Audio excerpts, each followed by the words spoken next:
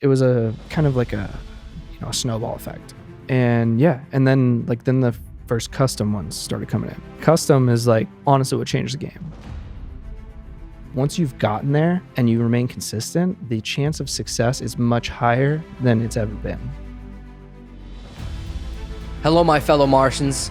My name is Harry Mars, and this is the On Mars Pod, where we take a deep dive into creative professionals, entrepreneurs, and other inspiring Martians alike. Kind of like broke me out of that and brought me back to the entrepreneurial life. And it was an accident.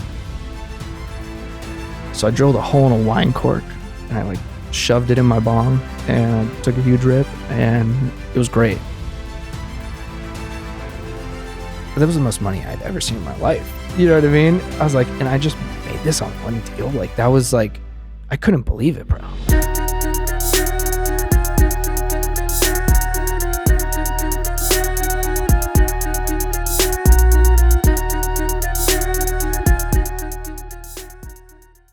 Hello, my fellow Martians. Today on Mars, we have a legend in the Arizona cannabis industry, the creator of DabCap, available in over 1,000 shops nationwide. Everybody, please welcome Dillon Osborn. Thank you so much for being here today. Yeah, man, I appreciate it. I don't know about a legend, but yeah, I appreciate the intro. You're a legend, dude. Yeah, no, anybody you. That's in the Arizona cannabis industry, if you work in the industry or if you're just a consumer, you've seen DabCap. You know DabCap. Everybody knows what DabCap is. It's been, a staple in the industry since it came out, for sure.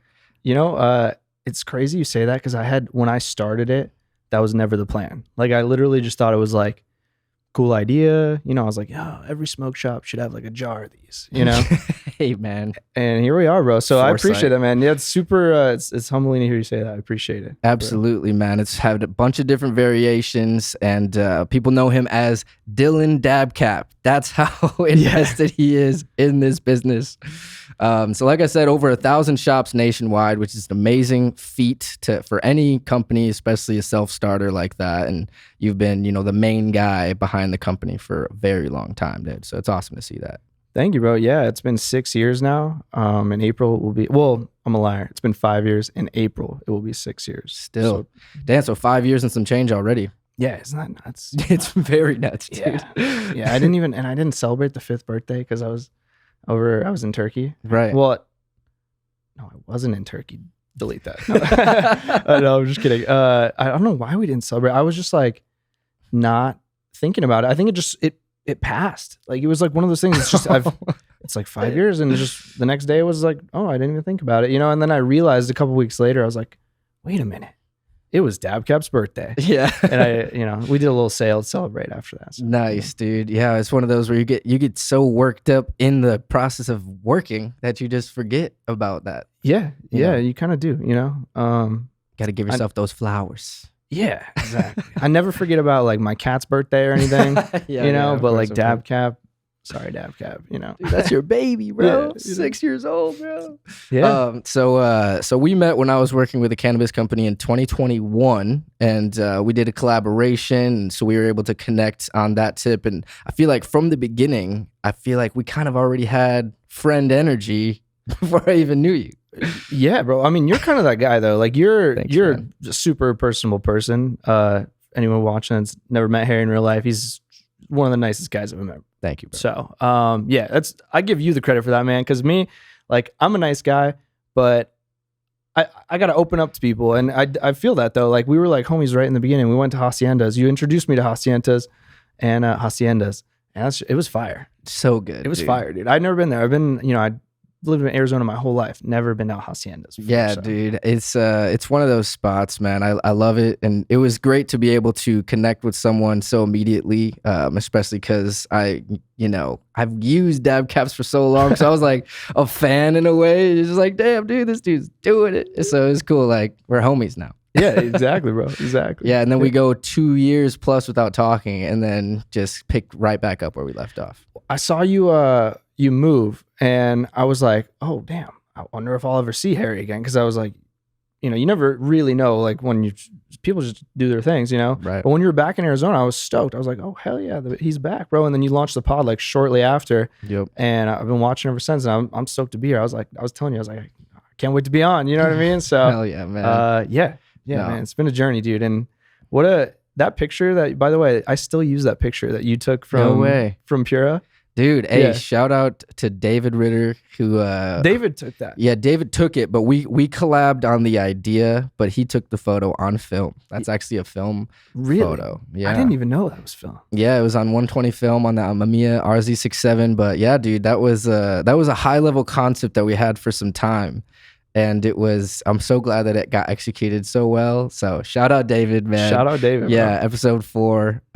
Yeah, man, that was a legendary poster, man. You ended up using it at a few events and stuff like that. Dude, I use it at like a bunch of trade shows. I mean, I still got them printed, ready to go. I just haven't been to a trade show in like a year. Dude. But if I show up, I'm rolling up with those posters. Like I got one in my bathroom. Like, dude, literally, yes. it's like, you know, like you have the cool piece of art in your bathroom. Yes, that's the That's cool piece mine, of art. dude. That's Yes. mine. Yeah. Dude, I have that in my guest bedroom, dude. I have the framed one from those days. I still have it For up, real. dude. Yeah. It's a sick picture, dude. And a lot of Thank people you, have bro. commented too. Hell yeah. They're like, oh, that's a cool picture, man. I appreciate it's it, like man. Apple.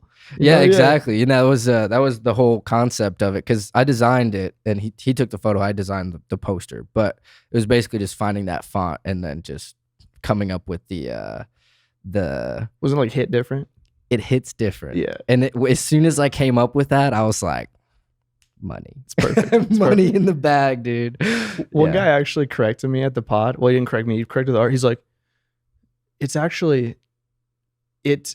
something different. Like he used like it's apparently we use like not proper verbiage. Yeah. So hits is incorrect. I What are you trying to say, guy? I wasn't sure. I was like, you know what, man? It's sick either way, isn't it? You know? But yeah. It's Or is it, what was it? It just hits different? It might have been it just hits different. Does it just?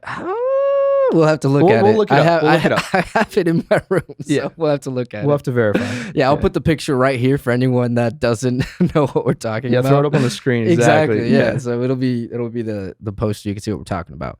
But yes, so it's been a long time, man. But to be able to sit down and connect with you on this level is super dope, and I'm very stoked to get into this, bro. For Me real. too, man. Me too. Oh yeah. So on Mars, we take a deep dive into creative professionals, entrepreneurs, and other inspiring Martians alike. That's our whole thing here. So that's why I wanted to have you on, because like we said before, you're a self-starter. You started this business almost 6 years ago now. So to begin, I always kind of like to get a little bit of an origin story. Did you grow up in Arizona?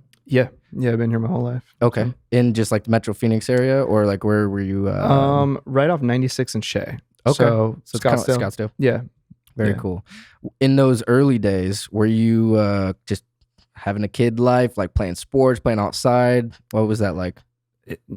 A little bit. Yeah. I played like a bunch of sports that, you know, kids just test like every sport out and Exactly. decide what they're good at, you know. Basketball wasn't for me, but don't have the height there, you know. Yeah. But I ended up settling with hockey. I played hockey quite a bit. I honestly did have like a lot of entrepreneurial tendencies when I was younger. I sold, do you remember those magnets you like throw in the air and they would make like a noise? Like little snake eggs or whatever they were called. Yeah. I don't know how, but somehow I like found a or a wholesale like supplier of those. I was looking through like a party magazine for like party favors. Yeah. And my mom liked to do that. That was like a thing. Like we would give party favors. You know, you would give a little party favor to the kids who would come to your birthday parties, right? Little gift bags and shit. Yeah. So, one time when I was in like middle school, I was like looking through that and I was like, oh, these are cool, you know? So we got some and I ended up like ordering a bunch and selling them to a bunch of middle school kids. So I had a little bit of like, I played sports, but I was never like a super good at sports other than I was decent at hockey. So I kind of just put my time doing other things. And like one was definitely trying to make money. Like I was kind of like obsessed with that as a young age. I sold lemonade, you know, like everybody sells lemonade, but my lemonade stand, I'm not gonna lie, dude, I went kind of hard. Like I had Otter Pops, I had lemonade. Whoa. Oh yeah. I had sun brewed tea that I would brew in the 110 degree heat. I would just leave the container out. You know, you've had sunbrewed tea; it's the best. I've never had sunbrew tea. What? I'll have to have sunbrew. Oh, dude, this summer, once it's like screaming hot out, just take one of those like glass containers with the little spout at the bottom. throw like 7 tea bags in there, fill it up with water, leave it outside for, I don't know, whole afternoon. It's the best. Super good. And yeah, so Damn. I was selling sunbrewed tea. I don't know if I was like, up to health guidelines as like a 9-year-old, but worked out. No one got sick, selling lemonade, tea. And yeah, that was like childhood. It was making money, playing video games, and sometimes sports, like in that order. Wow. Video games did take up a little too much time though. Yeah, shit, dude. I feel like you were so ahead of your time, man. Like that entrepreneurial mindset, did that stem from your parents? Did they own businesses or something, or were they entrepreneurs? Yeah, my dad owned a construction company. Very nice. So I watched him do that, and I never really like realized that I was learning from him, but I think that that's the type of things just like through osmosis, almost just being around an entrepreneurial individual kind of like rubs off on you, right? And so as a kid especially, my parents also ended up, dude, I got a long family story, super long, but yeah, my dad did construction for a long time, ended up actually opening up a couple yogurtology franchises. Oh wow, the frozen yogurt? Yeah, like the build your own one. I've seen I've never been there, but I've seen the logo. I'm pretty sure I've either seen the logo or heard of yogurtology. Yeah, so that would, back when frozen yogurt like popped off, they were one of the first ones, and they were actually really good too. A lot of them were like kind of lower quality, but they were just, I don't know, way better for a million different reasons. I don't want to talk about them too much, but you know what I mean.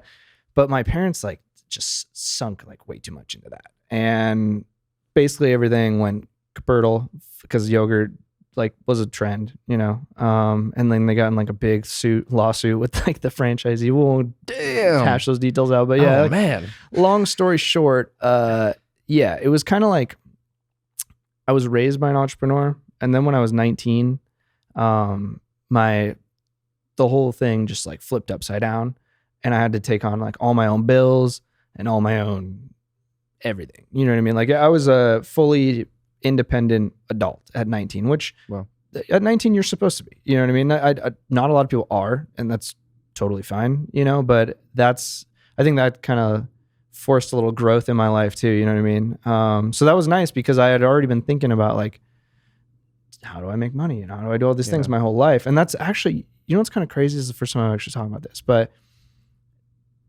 it's your surroundings are super important, because I actually from 19 to like 25 was working in restaurants a lot, because it was just pretty much the most high paying job you can get at a young age like that. Right. And it was cash at the end of the night. It was just, it's a nice job. But I felt like the entrepreneurial desire was like fading away. And I don't know if that was part of just getting a little bit older, or if that was part of like perhaps being around a network of people who are really just comfortable doing their own thing. And no judgment, I'm not saying that's a bad thing, but like a lot of the people that I was working with were just very like set in the industry. Like they would work their shift and then they would go out and eat dinner at like an industry restaurant, which is like where all the other industry people would hang out, a bar, you know what I mean? And you just get caught into this lifestyle for a long, like it's like a trap, Yeah. So DabCap kind of like broke me out of that and brought me back to the entrepreneurial life. And it was an accident, dude. I came home late from a shift. It was like, midnight or something. All the dispensaries are closed. All I had was a timeless vape pen. And I was hitting that pretty much the whole night anyway, because it's what people do in the restaurant industry. If you guys didn't know that. Everyone's high. Everyone's high. Literally everyone. Yeah. So, after you've hit that like 10 times throughout the night, it doesn't do anything for you. Right. You hit a ceiling. Yeah.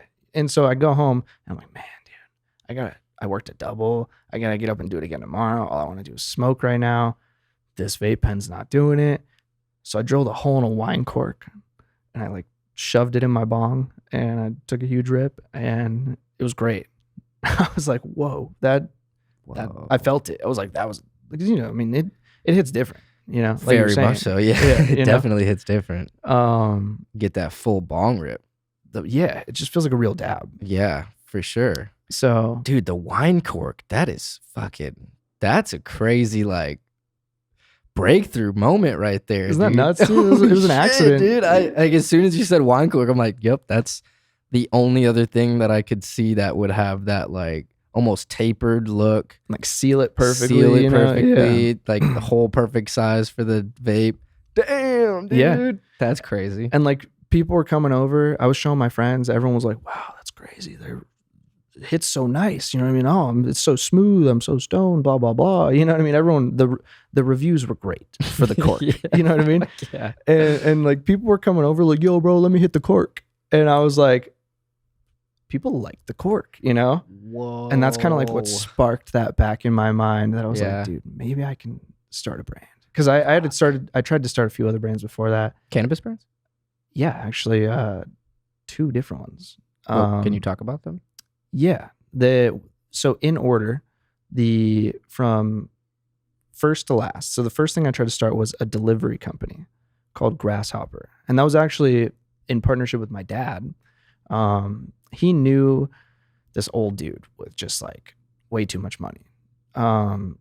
Like oil rich. Like, Oh shit. like crazy rich. You know what I mean? Who wants to get into the industry? Just like everybody, right? Yeah. Yeah, everybody, Classic you know, situation, especially back in like 2018. That's Yeah. when this was, like 2017, you know? Yeah. And yeah, so he wanted in. He's just basically opened the checkbook and he said, hey, like, let's do this. You know, my dad was like, okay. And like my dad at the time, dude, was like, he needed this. Like it was rough. So we're like, all right, we're going to get this going. We're going to start this company. And we like built this whole business plan out and the structure of like the framework of how this app is going to work. We hired a developer. Shout out to Ryan. He's a nice guy. And yeah, we built this app and it was too early. Like all the dispensaries that we approached with this were like, hey, we have an app that all you got to do is get on there and you can deliver. It's like Uber Eats. You know what I mean? Except like it was like Uber Eats. That originally we were planning on having our own in-house drivers and they would be contracted. Like each dispensary that was partnered with us, they'd have like 3 contracted drivers that would work shifts. You know what I mean? That didn't work out. None of the dispensaries thought it was a good idea. They all thought that was crazy. They're like, delivery weed, you're nuts. You know what I mean? Yeah, they're like, how is that legal? That was their probably first question. It's like, we're not going to lose our license over that. 100%. And like that's back when dispensaries were like different. Like, Yeah, this was way before recreational. This was a different time. Yeah. I mean, like I always say there's like phases of the industry. And this is like early phases, which like most dispensaries were kind of like natural medicine clinics. Yeah. Like they did not treat themselves like there wasn't rap music playing. Right. There wasn't posters everywhere. It was more like an office, like a doctor's office type of vibe. Yeah. Like you sat in a waiting room. Yeah. And then they call you back. Yeah. The cannabis card, like the medical cards were still green. They were stiere green. Yeah. Yeah. It was so cliche, but yeah, they were literally green. Green cards. Yeah, exactly. And so like those were the old days, you know, and like when we were like, yeah, you guys should deliver weed. They're like, that's crazy. That's never going to happen, you know?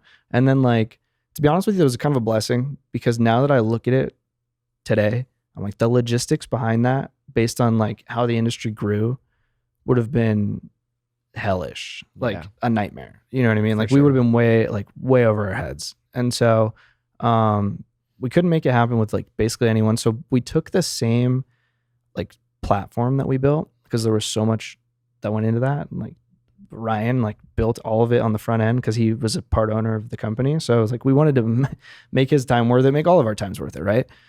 So we turned this delivery app into a subscription box that just had like a retail-based website, and then we used the back end of the app to like facilitate the deliveries and make sure everything was compliant.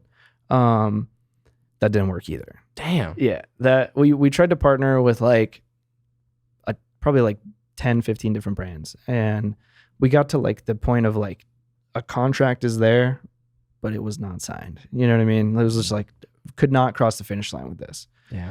So that was disappointing. Tried to start another actually, if you look up Easy Class Guide, ASU Easy Class Guide or U of A Easy Class Guide, there's all these groups, dude. When I was at ASU, I started a group called Easy Class Guide, ASU Easy Class Guide. And it like kind of blew up. It got like 15,000 people, which back then that was a lot. Now these days it's like nothing. You know what I mean? But like, you know, this is prehistoric days. Like I graduated in 2015. You know, like, yeah. So, yeah. So Easy Class Guide, was that like a cheat sheet kind of Spark Notes type vibe? That's what it makes me think of. It was basically, you tell us what credit you need and we'll tell you the easiest class to take that satisfies that credit. So you can like maximize your GPA. And the whole point of that was like, just like, it wasn't to make school easier for you. It was to optimize school. Because like, if you're studying, I don't know, biochemical engineering, but you need a couple art credits, those art classes really aren't going to be that important for you. You know what I mean? Or if you're studying art, but you need like a couple science credits because you have a BS, dude, biology is not going to change the direction of your life. You know what I mean? And maybe it will, but I'm sure if you take like, I don't know, like whatever class it is these days, it's much easier. You know, like for example, like there's a lot of classes that are those extra classes that end up being the hardest ones you take. Right. Because you're just not used to it. It's like outside of your comfort zone because it's like they're just extra credits. You know what I mean?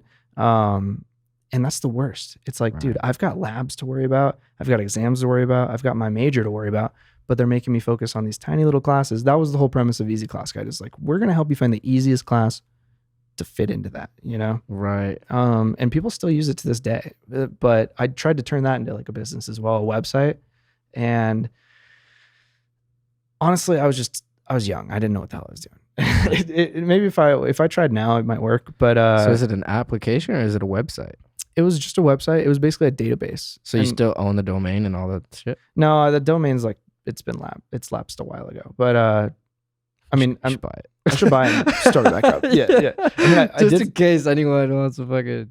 Dude, if anyone's listening, send it, dude. Send it. I swear, it's a good idea. Like, send it. You know what? I'll partner up with them that we can take all the data from the old page I have. Dude, that page has like 10 years worth of posts at this point. You know what I mean? Sheesh. All we got to do is pay a virtual assistant to go through that all the way from the beginning, scrape all of it, and we'll have a nice little database that they can start out with. But guys, if you're listening, you know what I mean? This is a layup. It's a golden opportunity. This is a layup. You know? He's setting you up. Right? Damn, that's crazy. So that was I tried to start that, and the page I set itself has a ton of users. Like I said, the U of A Easy Class Guide has a bunch of users. I started like several other schools too. But the website itself, it was really hard getting the users to go from the groups to the website.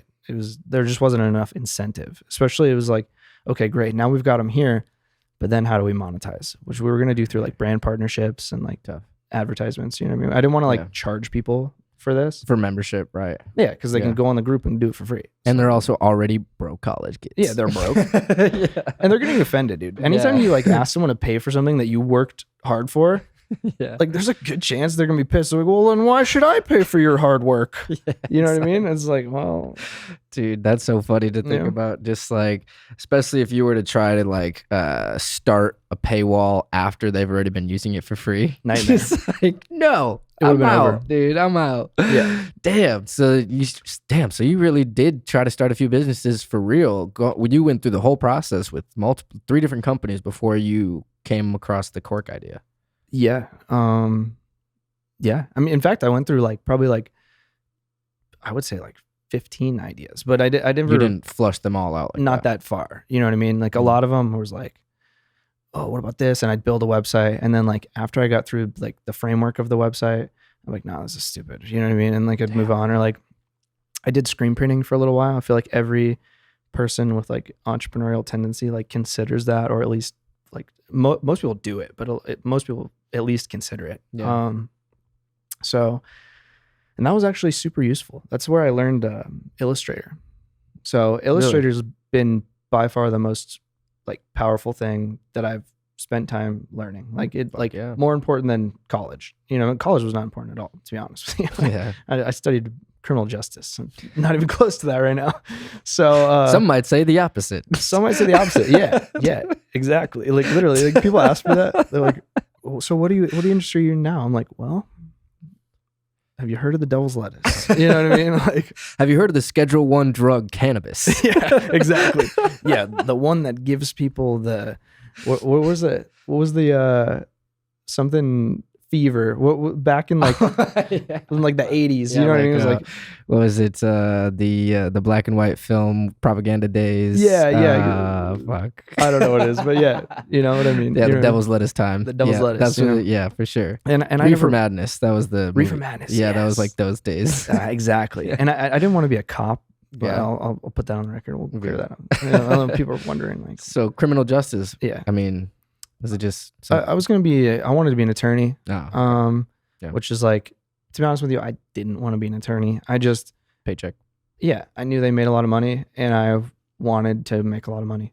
You know? Yeah, So for sure. that's what I signed up for. That's why I think college is like crazy these days, dude. You're asking an 18-year-old to make arguably one of the biggest decisions of their lives. And if not one of the biggest decisions of their lives, at least one that's going to result in a lot of debt and a lot of time wasted. Right. So to ask an 18-year-old to make a decision that huge, just that's kind of crazy. If you think about that, insane. You know what I mean? Like that, 100%, dude. Like- and I would argue like 18-year-olds don't even know who they are yet.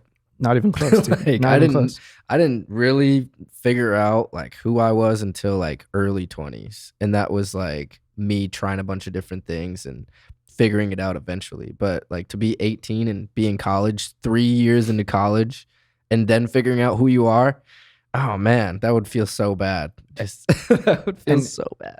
And it happens to so many people because it's like, you know, people I knew that would change their major their junior year. Oh, Jesus Christ. And it's like, dude, what are you doing? You know what I mean? They add like a whole nother semester, maybe even a whole nother year onto their degree. And it's like, you're just sinking deeper and deeper into debt.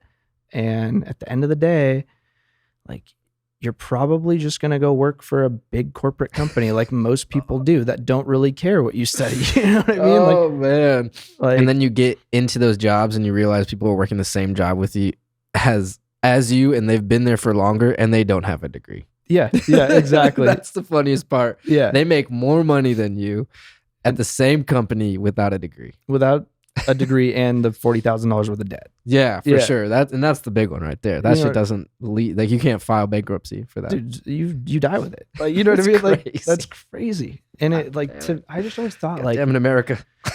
yeah, dude, I think excuse me there. I really believe I have like a whole plan for this actually. So I think when kids graduate high school, they should be given the choice. You're going to you've got several choices. You can join the military, and you don't have to be like in a combat role, but you just have to join the military and get trained. You don't even have to be a soldier, like literally basic training. And I haven't done this, but I'm just saying, I think if you just went to basic training, but then you went on with your life and you weren't a career soldier, that would just teach a lot of people a lot of hard work and discipline. It's a good like reality check for when you hit that stage. You know what I mean? Yeah. And it's good to just have a, combat fit population. You never know when shit's going to hit the fan. But it's either way, I think that people should go either choose to do training for like 2 years or however, basic training plus like an internship somewhere in the military. Like there's so many like jobs in the military. There's welders, there's plumbers, there's everything, like go work as an apprentice under someone or work as an apprentice in the private industry or go get a job for 2 years, like any job. It doesn't matter. You can like literally any job, just go get a job. Like there's so many kids that graduate high school with no work experience at all. Right. So either that's your other choice or your last choice is go to college if you want, but you're going to pay those like crazy tuition prices that like if the tuition price for you is super high, but then the guy who went and got the apprenticeship for 2 years, he comes in and his tuition price is like dramatically lowered. And whether that's with like government assistance or whether the schools are just like forced to do this, I don't know if we can do that. I don't think so. We're not a dictatorship like that, but either way, I think that would incentivize people to make much smarter decisions like with their lives. And plus, you know, like you said, like around like at least 20 is when you started to really kind of understand yourself a little bit more, like at the minimum, you can hopefully make a better, more informed decision than you can at 18 because you've got work experience. You're like, oh, I tried a couple things. I didn't really like those. I think I want to do this, or maybe I tried this and I loved it. Right. I want to do that. It just teaches you like life lessons that are important when you're making one of the biggest decisions of your life. You know For what I sure. mean? Like, No, so I love what you're saying, man. And I think Mhm. it's almost like we can even right out the gates cut out college as an option directly after high school. And it would be one of those things where, like, if you want to go straight to college for one of the jobs that's like necessary for college, like lawyer, doctor, all those medical type fields where you need to go to school, right. then you have to start doing the classes for it in high school as like advanced placement classes. And if you don't do AP classes, then your only options are either join the military or work for 2 years, and then you can go to college as like a freshman.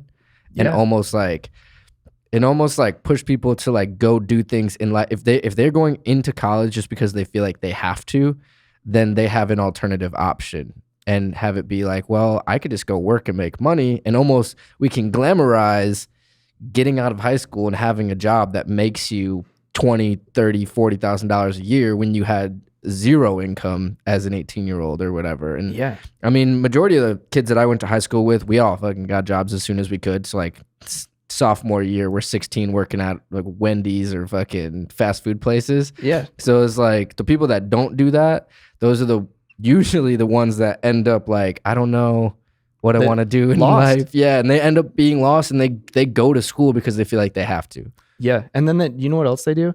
They perpetually continue that for like ever. Like I know so many people that got their 4-year degree, and then at the end of it, they still didn't know what they want to do with their lives. So then they go back for their master's and they take on more debt, you know? That shit's crazy, man. No, I guess in America, we've kind of built a standard, and in Michigan, a lot of people live by this standard. And it's kind of like you go to school for 12 years, you go to university for 4, you get a wife, you get some kids, you buy a house. Like that's life for, majority of people. And Yeah.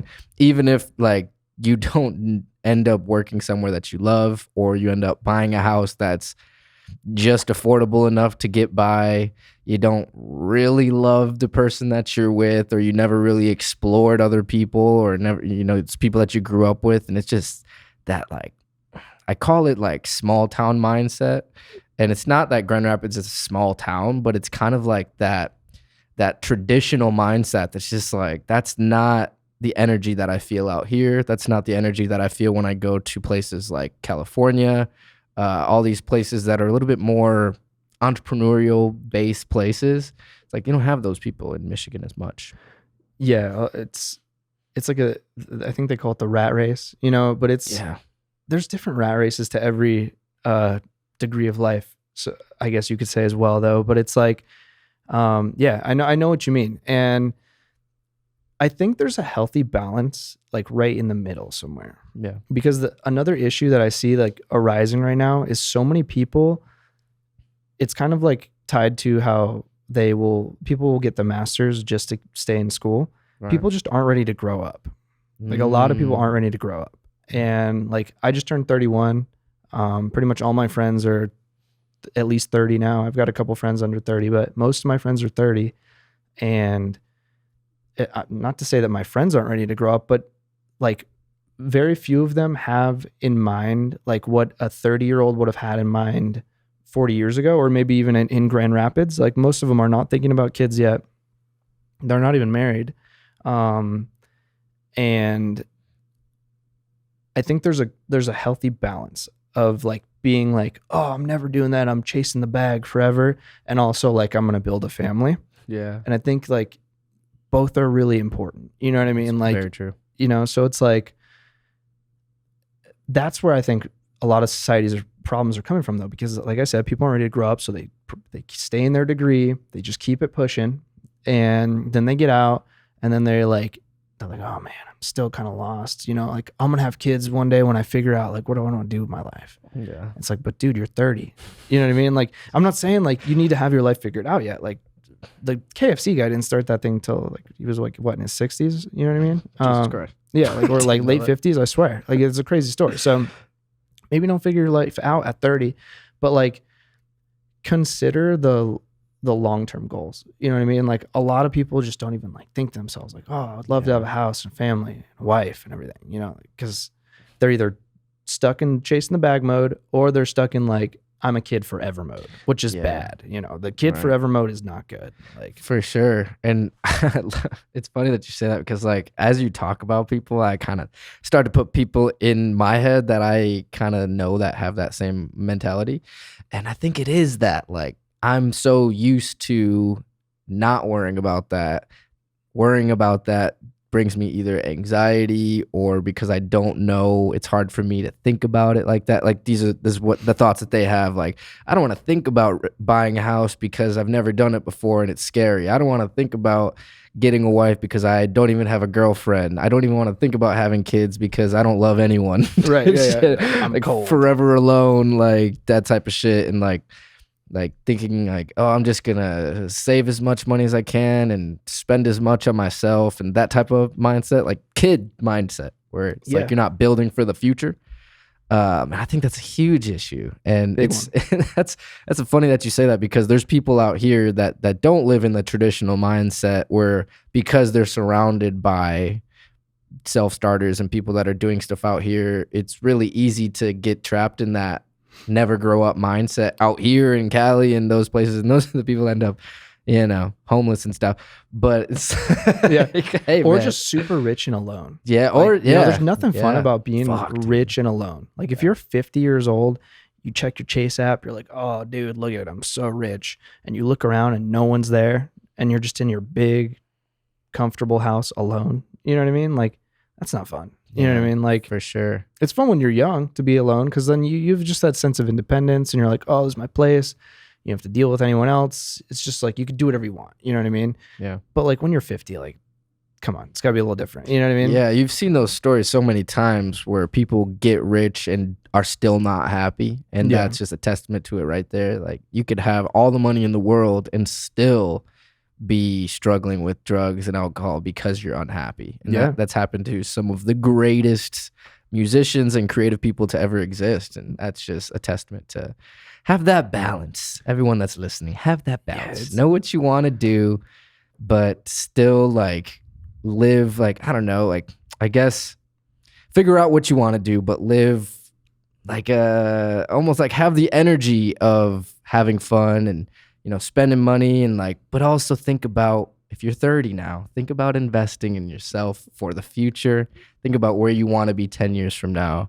Think about like what life looks like to you in 10 years. If it's right where you're at right now, by all means, nothing wrong with that. You do you. But if you couldn't see yourself doing what you do right now, making the same money that you make right now, you need to be the first one to put that plan in action and make the change for your own life. Yeah. That's a fact. That's a fact, bro. You're spitting right now. I love that. No, that's the truth, bro. Like, it's that was a real ass conversation there. That's real as hell. Like, you know, they say like dress for who you want to be.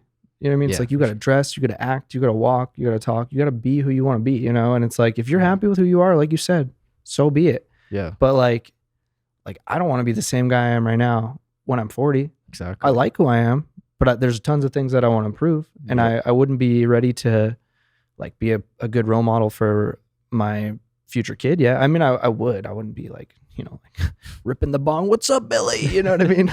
Right. You know, like there's like, I need to grow my own like self a little bit in that terms, but I'm thinking about this. There's so many people that don't even think about this. It's part of your plan already. It's part of your 10-year plan, as they say. Exactly. Exactly. And that's what we're talking about here, guys. We got to be self-starters that are motivated, but also put plans in place to make ourselves better. That's it, man. Yeah, it's like you got to be self-aware in that regard. For sure, man. I love that we went on that talk, because I think a lot of people needed to hear that from someone that's still young running a successful business, because he's proof that you could do this stuff. And he started when he was in his young 20s, but it's like, that's still like, if you're in your young 20s, you can start a company too. You got tons of time, it's dude. like you have so much time. Even if you're in your young 30s, like you still got time. You still got time. Like, shit, man. I feel like in the creative world of where we live in now, you can be 40 and still start things and end up, you know, being successful, because you just got to start. That's the thing. You got to start and you got to have a plan. Dude, especially in today's world, the craziest thing is like,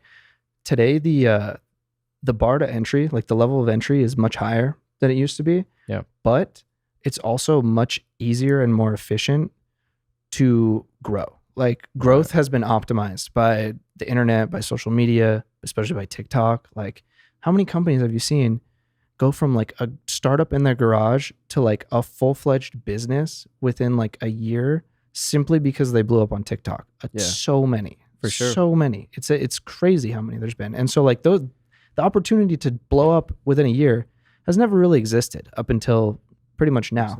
Yeah. But with that said, you got to put in the work. You got to do what you've done, dude. You got to build out a really nice studio. You got to be consistent as hell with your content. You got to look good. You got to kind of be a pro. You know what I mean? And so to be a pro, like the level of entry is high, you know? Yeah. But once you've gotten there and you remain consistent, like the chance of success is much higher than it's ever been. Yeah. So it's like, even if you're 40 years old, if you've got the skill set, you can blow up. Like there's tons of like 40-year-olds on YouTube that are huge, you know? And like, very true. There's tons of 40-year-olds that start businesses that blow up, and it's like just a cool idea. And they had the right skill set to make it happen. And dude, that's why it's like, it's important to be like consistently evolving as everything evolves. Like the content right now, just going back onto like DabCap and just marketing and things like that. Like it's such a different animal than it was like in 2018 when I started DabCap. Yeah. And it's going to be way different next year. It's going to be different the year after. And it's tiring keeping up with it, dude. Like that's the hard part, is like when you're 40, it's hard to remain trendy. You know what I mean? I'd say that's the toughest part. But you can still pay attention and be trendy. Like, dude, Gary Vee, that guy knows what he's talking about. And he's a lot of hoorah stuff, like, oh yeah, you know, like work, patience, you know, blah, blah, blah, you know? Yeah. But a lot of what he says is real, and he knows like what's popping, like what platforms are next up, and like he's paying attention. Like the dude was like yelling at people to join Musical.ly like 5-6 years ago. He's like, Musical.ly's the next one. Just, you know, I'll bet my name on it, blah, blah. And here we are, TikTok, which was Musical.ly, is the god right now. Like nothing compares to TikTok right now. I didn't know that.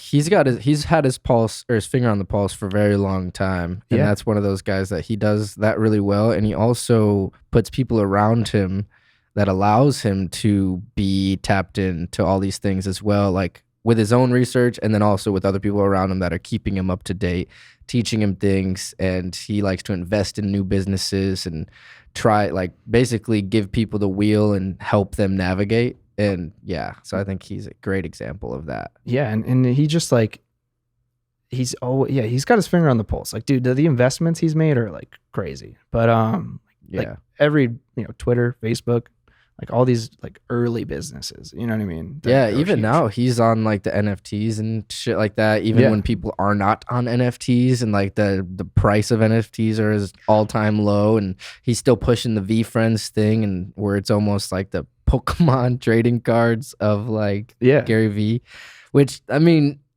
even just talking about it out loud is like sometimes funny, just because it's like, it's so far-fetched. But I want to be the guy that's like, man, Gary Vee knew what he was talking about 5 years from now, when those things are worth fucking hundreds of thousands of dollars, you know?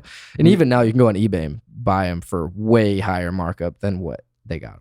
Yeah. And, you know, like he's smart enough, because not to talk about Gary too much, but I like that he puts like a value behind it. Like he's like, you get to come to my conventions, my shows, blah, blah, blah. You know, like there's the utility to them, which he kind of talks about a lot too. But I don't even remember how I got onto this like whole tangent, but it's basically, dude, like most people just are, not most people, I don't want to like criticize the whole world here, but a lot of people are just like stuck in that stage. They're either not ready to grow up, or they're like how you're saying, where it's just like, wait a minute, you mean there's something to do outside of being a farmer? You know what I mean? Or, you know, like I don't have to like 100% grow corn anymore. You know what I mean? Like, and there's just like that healthy point. And Hey man, well, have you heard of the life wheel? No, I haven't. You never heard of the life wheel? No. Dude, you should check out the life wheel. What's the life wheel? So the life wheel, it's like a pie chart. Okay. And it's got 8 sections. And every one of those 8, and this sounds like super like wishy-washy, but it's the real deal. Every section of that life wheel are like important components to a happy, healthy like mind, basically a happy, healthy human. And so like there's family on there, there's finances, there's like social life, there's environment, there's a bunch. There's 8. Right. And basically when you look at this wheel, you're supposed to just plant your pen right in the middle and you just look at the section. And it's good to do this after like maybe meditating or something where you're just feeling present. And you put your pen in the middle of the wheel and you just, for every section, you let your pen just go until you feel it. Like, that's where I'm at. Like, just let go when you're like, this is how I feel. Like at 1 out of 10. A 10 is a full section, right? So you're drawing, boom. That's how I feel about finances. How do I feel about my relationship? Oh, really good. This far. You know what I mean? How do I feel about my social life? Needs improvement. Like short, like this far, you know? Then you color in every section and you look at it. And if you've got like a pie wheel or a wheel or pie chart that's like a huge section, but then a couple really small ones, then another big one, and then like a couple medium ones, like that's not good. Or if you have like all just super tiny sections, that's not good either because like you're not fulfilled in life. What you want is a nice round wheel, like pretty much all of the sections fairly equal. They don't have to be perfect. Nothing's perfect. You know what I mean? But if you've got like, you know, a 6 here and then a 7 and then maybe another 6 and then an 8 and then maybe a 5, you know, but then another 6, and it's all just pretty like consistent. A person who has like a wheel that's perfectly congruent, that's like all 5s or 6s, balance, yeah, is way happier than a person who has like a 2 in family, a 2 in social life, a 10 in finances, a 7 in environment. Like when you have those huge outliers, imagine a wheel. Imagine trying to roll that. It's not going to roll, you know, and that's how you kind of have to view life. Like life is going to roll, move forward. Like life can roll, can move forward, and you can grow if it's nice and round and, you know, like you said, like just equal and balanced. Yeah. And damn. Dude, it's a cool assessment, man. I feel like it's good to assess yourself. You know what I mean? Like see where you're at. Like it's because like you forget about a lot of that stuff, you know, especially like I said, when you're like, oh, I'm chasing the bag. It's all I care about. Like you're totally forgetting that you got the family section in the wheel, you know, you're forgetting about like whatever it is. And you might be able to do it for a short amount of time or even 5 years, but like eventually that wheel's going to stop rolling because it's got like a huge lumpy side or it's got a giant hole, you know, and like a car wheel's not going to roll like that. Nothing's going to roll like that. You got to have a nice balanced wheel. Dude, the visual is crazy to even think about because as you're talking about, I'm like, I could see how that would be useful to visualize the levels really of commitment to those certain things. Yeah. Yeah, dude. Yeah, exactly. And you just got to be honest with yourself when you're doing it. That's you know? the thing too, where you can lie and be like, well, I wish I was at this level. So I'm going to put my number at this level. It's like, no, just actually put where you're at today as of right now. Where do you feel like you are? And to your point about kind of checking yourself, I think that's the biggest point too, because you get so lost in the thing, what you're doing. A lot of times, a lot of these things you don't even think about them. So to have something to bring it to your attention and make you think about it for at least a second while you fill it out, I think that's just enough to check yourself and make sure you're on the right path. Yeah, you're like, oh wow, dude, like I haven't done anything fun for myself in 6 months. Like I need to go do that because one of them is like extracurriculars, like what just makes you happy, you know, like maybe you're a hiker. You haven't gone hiking in 5 months because you've been working too hard, or you've been dedicating all your attention to maybe like your wife is pregnant and you haven't been able to, like you're pretty much helping her at all times. And I'm not like, do that. Like don't not do that. You know what I mean? But if you do that for 5 months and then you forget about those other things that are keeping you happy, you know what I mean? It's like you said, it's a nice reminder. You know, the baby's been born. It's time to go for a hike. You know what I mean? Like get back into the swing of like what makes you you. Hey, Martians, real quick. I appreciate you taking the time to listen or watch wherever you are in the world. Over the last few months, the Martian family has grown so much. I could not be more thankful for all of my guests and every single one of you who continue to tune in every single week. Subscribers, ratings, likes, and comments all help us grow here on Mars. And it would mean the world. If you haven't already, please go to onmarspod.com/subscribe to subscribe on YouTube. Like and leave a comment, rate us on Spotify. All this good stuff helps keep the engine running to inspire Martians all over the world. P.S. Follow us on Instagram @onmarspod. Okay, let's get back to it. Yeah, dude, I love that, man. This is so much more than I expected these conversations to go. But hey, man, these are the types of conversations we love having on this pod, man. Hell yeah. Trying to make the best versions of yourself really is what it is, even if it's outside of business. And that's just that. And what you're talking about is just becoming a well-rounded person. Yeah. And that's really all it is. It's just being a good person and being good to yourself, really, at the end of the day. And it's hard to succeed long-term in business when you don't have these things going for you. Like most hyper successful people are like super like calm, grounded, like kumbaya. You know, I'm not anything like that. I'm a pretty anxious person, actually. You know, I'm trying to get there. But yeah, exactly. Like to think clearly, you need to be like this. You know what I mean? Yeah. To have like good judgment on like, oh, I need to do this, and like what you need to do like in business that comes from a calm and sound mind. For sure, man. Yeah. The first person I think of is like Rob Dyrdek. You know who that is? Oh, dude, he's a beast, dude. Beast, bro. He's one of the most influential skateboarders of all time in the sense of he skated probably the least amount of times on camera and still got paid for it, but then became one of the most wealthy skateboarders of all time because of business. Dude, it's crazy. Most people have no idea, like, A, what a genius that guy is, and B, what a just like a business monster that guy is, dude. Like crazy. You know, he was like, you know, he owned all of the like merch rights to like Fantasy Factory and like all these different things, and like he would plug DC shoes in those shows. Like they're totally separate, and then like he was a part owner in DC, obviously. Yeah. But they would build DC. Like he was getting paid from every direction, dude. Like if you guys haven't watched some Rob Dyrdek pods, like watch some Rob Dyrdek pods. Build with Rob. Yeah. This is a shameless plug right here. Dude, yeah, I've been a big fan of Rob Dyrdek since I was a kid because I was a skateboarder. Yeah. So back in the day, like I remember buying his first signature shoe.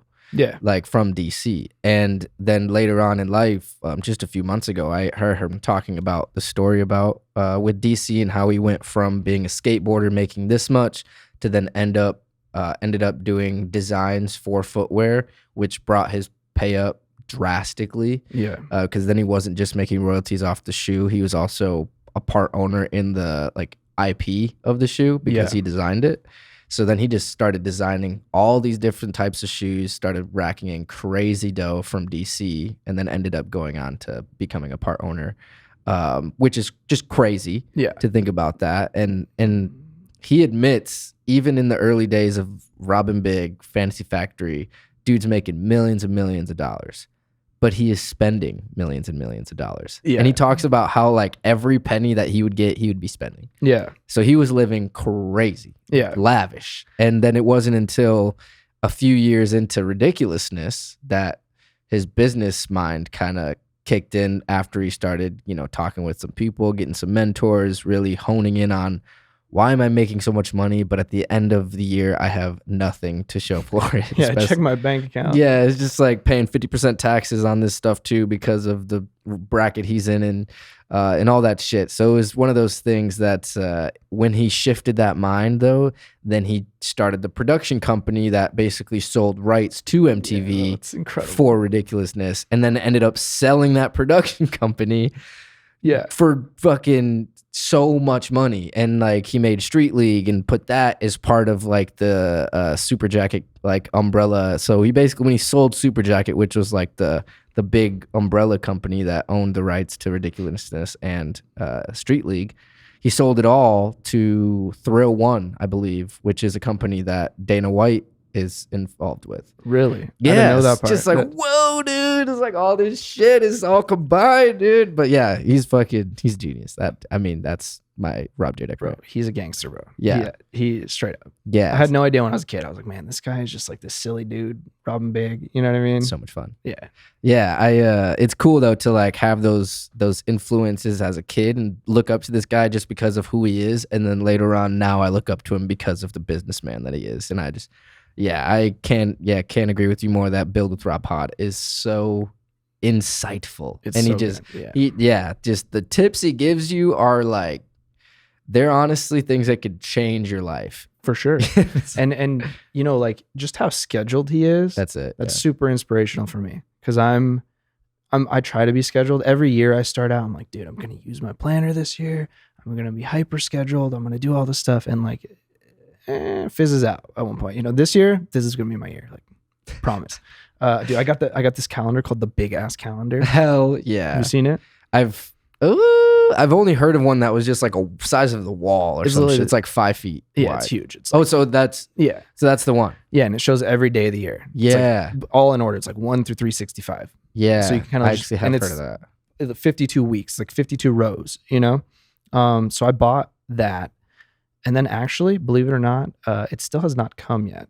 It's very late. The guy sold like 1 trillion of them on TikTok Shop, so I'm not like frustrated. Like as someone who is in e-commerce, I'm very patient with other brands when they have problems like this. Yeah. So he's very late. So what I did instead, my fiance and I, we went to Walmart and we got those like trifold poster boards. Okay. You know, that you used to do for like science class. Dioramas. Yeah, exactly. And we went and got a couple calendars. We ripped every page out, cut them out. And we did it basically there's like 4 sections on this poster board. Do like a quarter? 4 quarters. Yeah. And every quarter is like straight, it's just like 1 through how, you know, whatever, 90, you know, like, right. So, and yeah, it's been really helpful to like kind of visualize the year that way in both like a year stance and also a quarterly stance. So that's what's up. It's pretty cool, dude. Yeah. And it kind of makes you like excited about your year a little bit when you got like a couple things to look forward to, you know? But more so it's just like just trying to like maximize your time. Like it's so easy to waste so much time these days. Like sometimes it'll show you your screen time and it's like, oh yeah, you're on your phone for 12 hours a day. And you're like, what? You know what I mean? Dude. Humbling, dude. Yeah. Looking at those stats are something that I really try not to do. But Same. whenever I do, I'm always like, no way. Right? No way. It's like I left my phone on or something. Like the screen was out. Like there's no fucking There's way. no chance. Yeah. Yeah. But it's just like, no.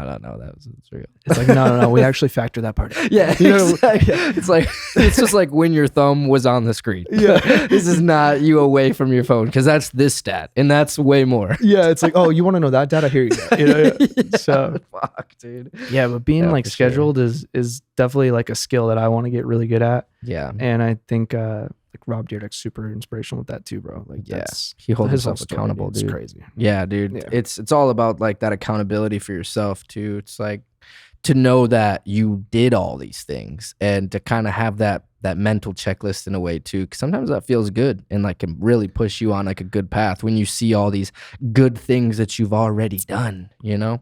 100%, dude. I think that's so true because momentum builds from like anything. Like if you're like trying to get stuff done, I don't know about you, but like sometimes you're just like not in the mood. You know what I mean? Yeah. I'll just start with smaller tasks, like really easy stuff, you know, and I write them all down. I'm like, oh, I need to do this. Even if it's super easy, I'll write it down. Cause then once I do it and I get to cross it off, it feels good. You know, for sure. It's kind of the same way when you look at your whole year, you know, it feels good to kind of look back and think, oh, wow, look at all the stuff I did, you know, like everything blends over time into like one just blur. So it's really nice to reflect that way for sure. No, that's a good point, man. I mean, I even have I have an app on my phone that I use for tasks, and I have like a recurring tasks list that will populate itself every day. Mm-hmm. And I have little things like make bed, brush teeth, make breakfast, shower, all these things that you would do every day anyways, but just so I can go through and you hit that button. Check them off. And I'm like, hell yeah. I got all this shit done today. Yeah. And no, I do the same. Feels so good. And that, to your point, it's almost like a weird like rush of like, I'm doing things. Yeah. And it builds momentum. Yeah, so then when that's you got to it. do that like hard task, you got to like edit this pod. You got to Yeah. longer things that just going to take brain power. You know, you feel primed. You're like, Yeah. all right, I'm getting shit done. Let's go. Yeah, You know? and on the same token, it's almost like if you're too caught up thinking about the big things that you need to get done, those big rocks, you totally disregard the small rocks. So, you know, when you don't have like a list of things to check off, even if they're small things, like, yeah, maybe you cracked like half of that pod editor, that big thing that you needed to do, but then you wasted your whole day on it. So now you forgot to shower. You only ate one granola bar the whole day. Yeah. You haven't drank any water. You didn't work out. You didn't even walk the dog. You know, like You forgot to go to PetSmart. Now they're closed and your Yeah. dog's got no food. fuck, dude. You know, like So fucking relatable right there, dude. Shit like that, like it can go off the wayside if you don't write it down a lot of times. So I think that's another reason why like having that accountability is really important too. Yeah, and those little things do add up. Yeah. It's like once you have 20 of those, you're like, fuck. You know what I mean? Like, for sure, dude. yeah. So I have a new business besides I was telling you about earlier, actually, besides DabCap. Yes. It's called Dios. And I'm working on it with my fiance. She's my partner. And which is like a whole other like dynamic, right? But our most important tasks, like the things that we have to do every day for this business, always happen right in the beginning of the day when you've got that fresh, like out of bed energy.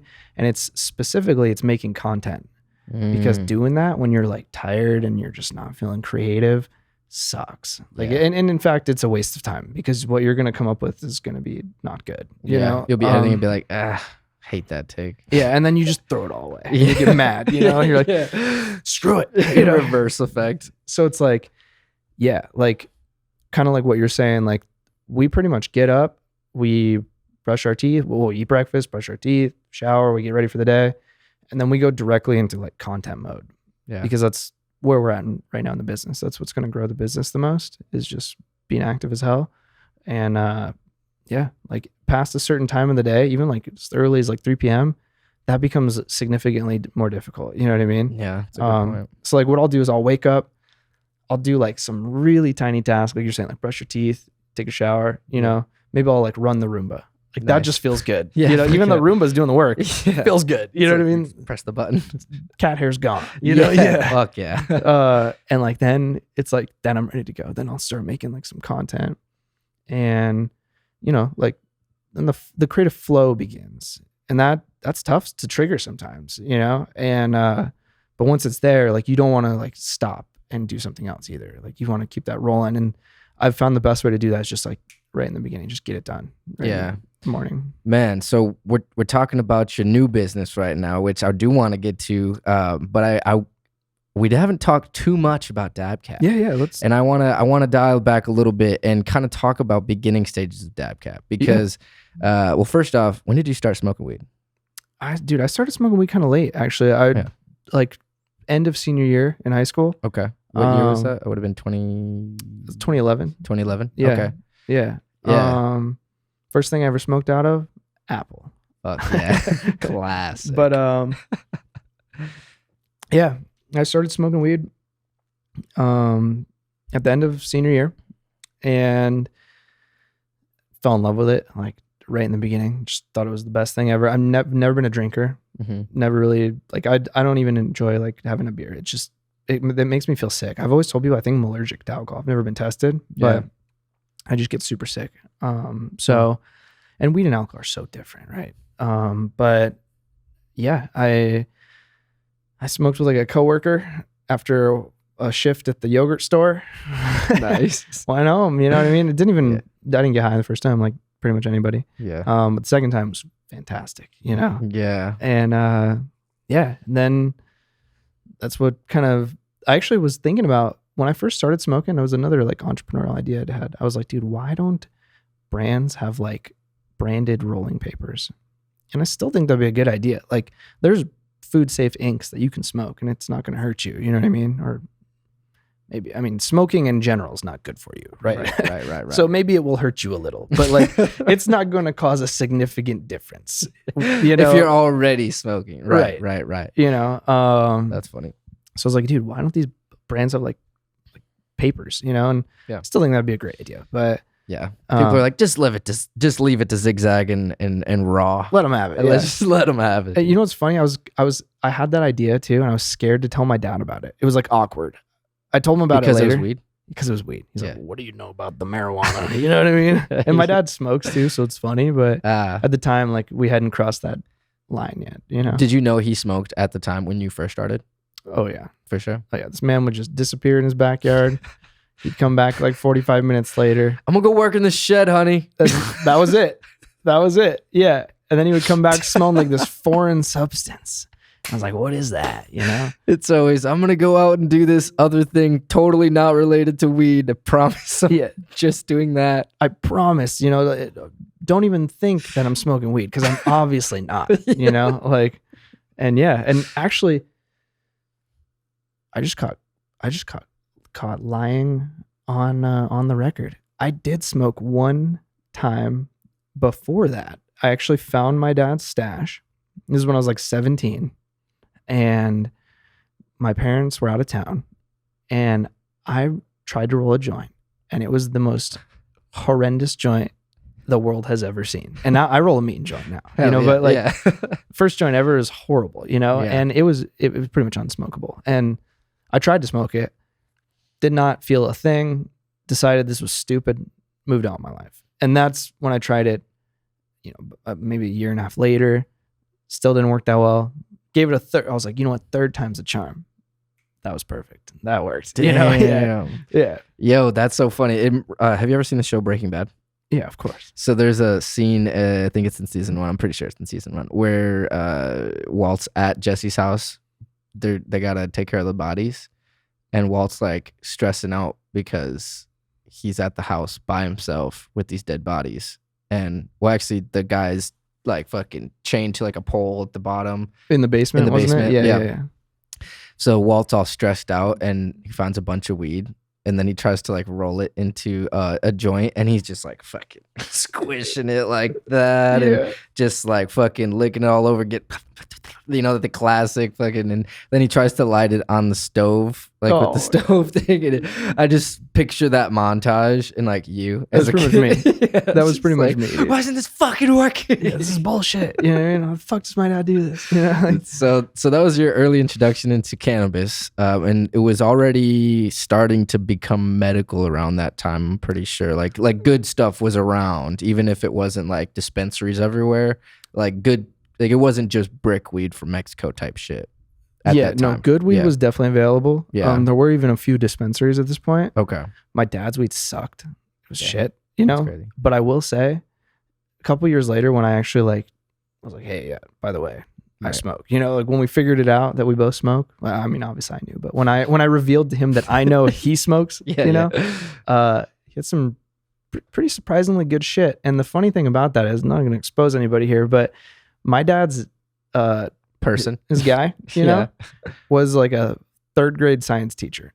Oh, classic. Yeah, and he was fire. Love that, dude. Yeah. Probably grew it himself. That's what I was thinking. He's a science teacher. Yeah, dude, that's some straight Walter White. Yeah.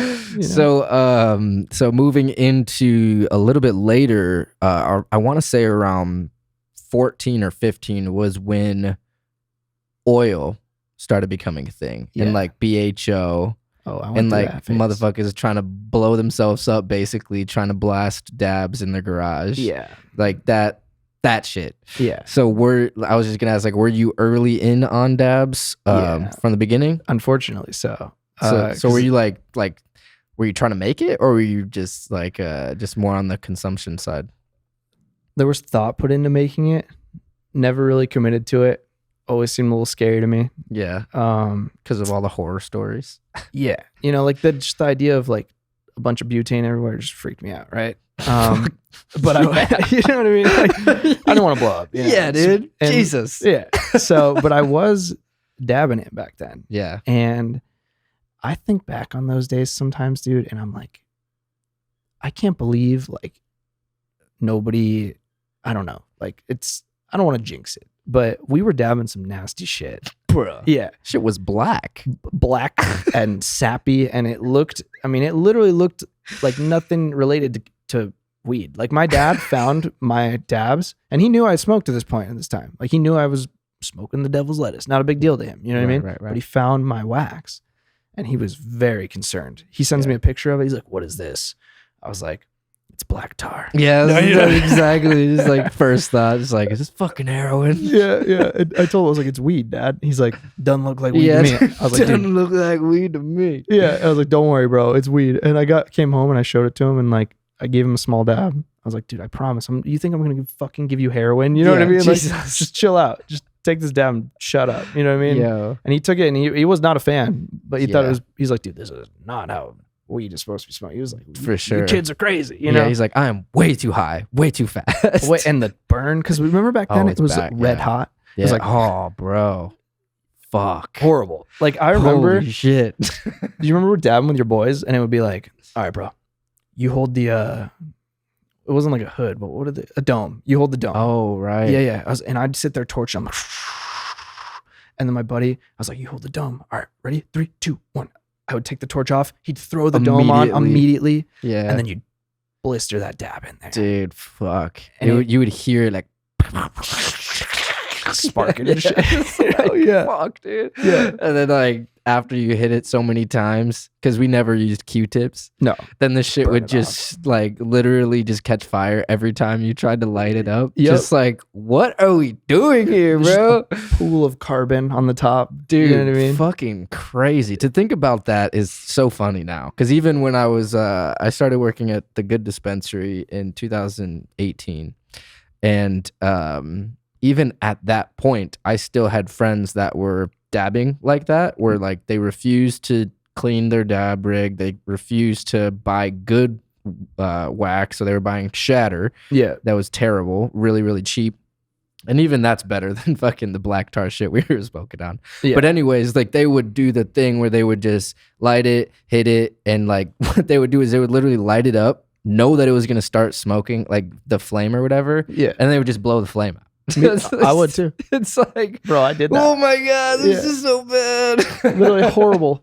Horrible, dude. Just burning the inside of our fucking shit. Yeah, dude. Like crazy. The 10,000 degree vapor you're inhaling, the fucking old carbon that's getting burned off that you're inhaling. Yeah. The garbage wax. Like what was in the wax? No one knows. No one knows. No one knows. We didn't care. A lot of residual, that's for sure. A ton, dude. A ton. Yeah. And like, yeah. I mean, that's probably like the least of the worries that was in there. You know, it's probably like just hair and so much mold and just garbage. Yeah, dude. Man, to think about it now is like I could not do it. I would much rather stay sober at this point than hit that. 100%. Yeah. It's like, I don't know, maybe that's just like 29-year-old me talking right now. It's like if I was 20 years old, I'd be like, load it up, bro. Yeah. It's like I want to get high, like that type of shit. But so around, I want to say maybe around 17 is when the vape pen started coming out. Yeah. And it was pretty, like it was kind of like O-Pen days where like. With the little wick, you know? Yeah, where they were just kind of shitty. They just had like the little cotton wick or whatever. And yeah, it was almost it seemed like at the time just like brands trying to get into like the convenience space. Like they're just like, you can smoke weed anywhere. Like that type of shit. I would totally agree. Yeah. It was like, yeah, take it to the baseball game. You know, it was like, it definitely was, convenience was like the thing at that point. Yeah. And I also think like brands were just trying to like make a lot of money. For sure. Because they were putting garbage in there. You know what I mean? That's all the shit that they couldn't use anywhere else. Like, let's throw in a vape. You know what I mean? Yeah, just make it in the distillate. Like, I remember hitting those, like, those first clear pens that came out. Oh, yeah. Yep. I thought it was gas at the time. We all did. You know what I mean? Yeah. Comparatively speaking, it was gas compared to what we were smoking. Because we went from the black shit to like that. And I was like, whoa. And it was actually like, it actually looked good, you know? Tasted good. I didn't know the terps were fake. I didn't even know what terps were then. Definitely not. You know what I mean? Shit, I was smoking terps for so long before I even knew what terps were. Literally. Yeah. 100%. And yeah, that's like you're saying, 2017 is when it's like when the first vape kind of popped, the first vape craze. Yeah. but they sucked. Yeah. You know, and then everyone Timeless came out and they were crushed. changed the game, bro. Yeah, Everyone loved Timeless, dude. Yeah, from the beginning. Yeah. They were, I feel like even now, they still, to a certain degree, like hold that like standard for themselves where they're the ones that people look at to try and compete with. Especially in the vape community. Yeah, they're definitely like the prestige brand. I would say so for sure. Yeah. And even like, dude, I remember that when the first time I hit a Timeless, like is when I was screen printing, and my homie that I was doing it with, we would like just screen print for like 5 hours straight in this hot ass warehouse. There's no AC. It's Arizona. Yeah. It's fucking dryers running and shit to dry the shirts. You know, it's so hot in there. And we would get out and I'd be like, all right, smoke break. And it was always like, we would pitch in money. We'd always split the weed, but we'd just go get it. You know what I mean? He would handle it. And he came back this one time and he's like, yeah, I got this vape pen. Bro, I was so disappointed for the first 30 seconds. Yeah. I was like, you got what? It's like, I gave you money for weed. Yeah. I gave you money for weed, bro. And I kind of want to die in this warehouse. Yeah. Like, the weed's going to help me not want to die. Yeah. You know, like, so you see where the problem is, you know? Yeah, like, yeah, exactly. And then he's like, wait. I hit it on the way here. Try this. Bro, that's literally like pretty much what happened. He's like, no, listen, dude, listen. Because he had his cart. That's why he would get the weed, right? Yeah. So he's like, the bud tender, man. He told me that this is like the game changer. Like people are going crazy for this. It hits like a dab. It gets you so high, blah, blah, blah. I tried it on the way home. Bro, I'm ripped. And I was like, all right, let me see it. And I remember even looking at it the first time I saw like the C-cell technology, which Timeless was the only one that had it. Yeah, at the time. Yeah. I was like, fuck, bro. Just like, this is what is future shit. technology? Yeah, you know what I mean? I was like, this is the future. Dude. And I took a puff off that, bro, and it was perfect. And that's when I was like, oh shit, like weed's evolving. You know what I mean? Like, for sure. Yeah, that's so funny, especially with the vapes too, because it's oil, it hits you so much faster. So it's almost like with those, if you were like sober the whole day and then you hit a pen for the first time all day, like you'd get ripped within the first like minute. Like instant head rush. Yeah, dude. Instant. And like the craziest thing is like that was the first time that distillate, like THC, was available in such a high percentage. Like there's been dabs for a long time, but like distillate, you know, it's like minimum like high 70s, low 80s. Right. But like Timeless was like 90 something percent, you know? And so like totally. I don't think anyone's like endocannabinoid system like was used to that just definitely like, intense punch, you know what I mean? And now it's crazy because now I hit like distillate and I don't feel it anymore. Totally. You know, you get agreed. that? Yeah, 100% agreed. Yeah, I think like live resin is still one that does it for me, like especially if I haven't like smoked in a while. Yeah. But honestly, I like went full 360 and now I'm back at flower. Same, bro. Like, yeah. It's crazy. Yeah. When I came back from Turkey, I mean, first of all, I have no tolerance anymore because 6 months was there. For sure. Didn't have any weed. And there's, you know, I smoked for like 10 years before that. So it's like such a difference. Right. And so I came back and, dude, I get so fucking high now that I genuinely like almost can't dab. Like I have this disposable that I was showing you earlier. Yeah. But I've had this thing for like 2 weeks and I usually will just take like a small little puff off it occasionally, you know, but most of the time it's just flower and it's perfect. For like, sure, dude. It's such a better high too. Like it took me to breaking that habit of dabbing every day and just smoking every day to realize that like I just love flower. You know what I mean? Like that. You know what's funny? I was gonna make a TikTok about this. It sounds so ridiculous to say that. You still should. I'm going to. Or it'll be a Reels post too. But you know, so I don't sound like a 18-year-old girl right now. You know, I want to make a TikTok about this. But I wanted to make a TikTok and be like, listen, if you love weed, it's time to let her go. And like you need to take a 6-month break from marijuana. And I genuinely believe that. Like I was gonna look at the camera and be all serious. Yeah, you know? And get that hook too. Just like, what's this guy talking about? I must listen on. Right. And you know, like all the like the stoners are gonna get super like offended because that used to be me. I'm like, oh, I'm never. What do you mean? That's when they run to the comments before listening to the rest of the video. That's when they run to the comments. Exactly, bro. And the rest of the video is literally gonna be like, if you love weed, it's time to take a long tolerance break because that's gonna reset your system and allow you to love weed again. Yeah. Because eventually it just becomes this like habitual daily ritual that doesn't really do anything for you. Like, and now, dude, I get like high school high. Like I just laugh and everything's fucking hilarious and food tastes insane. Music sounds like drugs on my ears. You know what I mean? Yeah, like, dude. Like it's like all the things that you love about weed kind of go away when you smoke too much, and not even too much, but just when you smoke a shit ton, it's hard to really appreciate the things that made you love it. For sure. Which for me was the food and the music. I agree, man. And I think just senses in general end up getting a little like dormant if you are habitually smoking every day.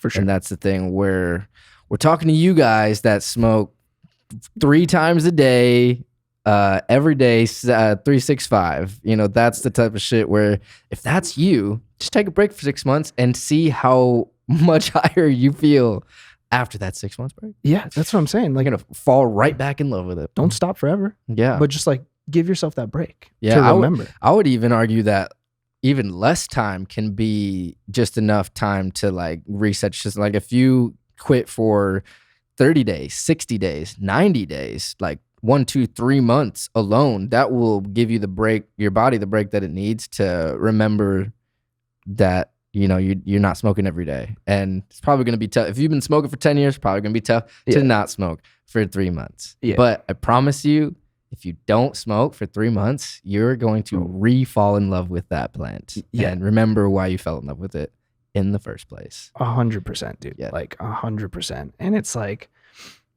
yeah, it's, I forgot what I was going to say, just to be honest with you, but, yeah. Real stoners here. Too much weed. Right now. You know what I mean? Exactly. But yeah, it's, we were talking about distillate pens, and we were talking about cannabis and why, like, coming back full circle to cannabis and why. Yeah. It's like, yeah. I mean, that's pretty much it, dude. It's just like, take that break, you know, like give yourself that time. And oh, no, I remember what I was saying. You're right. Like, I think 3 months is actually enough time to do the full reset. Yeah. It's just like, I didn't have available, so I just went 6. Yeah. Totally. You know? But I used to take tolerance breaks for like 2 weeks, 3 weeks. And then I'd come back and I would smoke, and I'd get super high for like a day or two. Like the first time smoking a few times, it would feel like that same kind of thing that we're talking about. But then it was almost like muscle memory. Like, when you don't go to the gym for like a month, but then you go to the gym and you start lifting again, and you might even be stronger than when you left, because like your muscles have fully recovered now. And the muscle memory is just there to like pick up where you left off, like within a week. Like you can literally just jump back into it. But if you don't go to the gym for like 6 months, then you get back in the gym, it's like, you got to take it easy in the beginning. You're going to hurt yourself. You know what I mean? Yeah. It's like a full reset. Like that's kind of how I felt about like a 3-week tolerance break. It was like the weed muscle memory just kicked back in, and it was like, oh yeah, this is my habit again. You know what I mean? Totally. And I didn't like get to that high school high again, and that's why like, I think like 2-3 months, like you're saying, is better. Because you know what I really think it is? I think not only do you have to let your endocannabinoid receptors like reset and kind of chill out, but you also as you need to forget what weed feels like. Like genuinely at 6 months into it, I kind of forgot. I was like, what is it like to be high? You know what I mean? I almost forgot. And yeah. And that's when I came back, and like, dude, now I get so high that I get paranoid now. And I used to wonder, I'm like, how do people get paranoid when they're high? Like so many people talk about that, and it just never happened to me. But now it's like, oh, I get it. You just don't do this every day. Yeah, like, and that's it. Dude, that's so funny. And especially with people that don't do it every day, and then all of a sudden they take a dab. Oh yeah. And it's like you think about, especially because everyone's been around that person where Like you smoke every day, you're taking dabs every day, and then you got someone that's new to dabs. You're like, oh shit, let me show you this. And then they do it and they have the worst time ever. Because you drop a glob on them usually too. Yeah, and it's just like, these guys don't smoke like that. And you probably just scared them away from ever taking a dab in their life. Like that type of shit. A lot of people are like that. Fuck, yeah, exactly. That's why, dude, I think the DabCap is like a gateway into concentrates for a lot of people. It's a good segue. Yeah. Really you like that? You like that? You see what I did there? No, but seriously though, on to your point, that's very true. Because especially if they're used to maybe hitting a pen, or if they've maybe taken a small rip off someone's pen and liked it, hit it off the bong. Yeah, and it's like, if you're a middle-aged lady, you've never smoked in your life, but you're kind of interested, you're feeling stressed, you're like, oh, you know what, I'm gonna try that, I'm done drinking wine. You go to the dispensary and they put a whole bunch of just like weed in front of you, and like weed still looks scary at that point because you're like, oh, there it is, you know.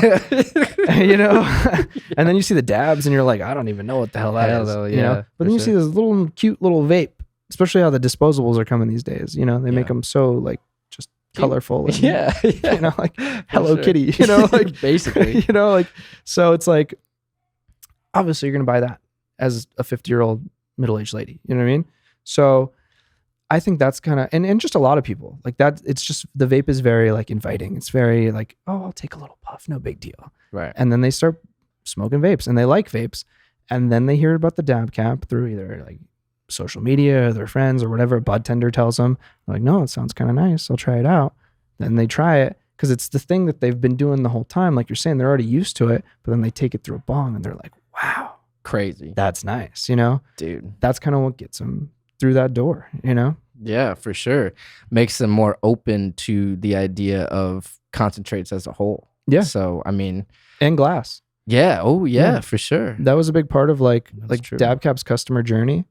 Like I kind of identified that a lot of our customers are new smokers, because people that, like I said, it's the first thing they buy is a vape, and so a lot of people end up getting a DabCap just as like a promo item, like from Pura, from one of the brands that we worked with, right? And so they don't even know what to do with it. They find out, and then they go to our website, and that's why we would take their hand and just guide them. Like, oh, you need a bong? Here you go. We have a whole bunch. And like, I specifically got like beginner friendly bongs, like the MJ Arsenal, like the little tiny cute ones. You know what I mean? Yeah. And they're cheap and low risk for the consumer. And kind of just guided them through that process. And now like, it's funny because like a lot of the people who were like big on DabCap in the beginning, maybe like 5 years ago, now they're like weed snobs.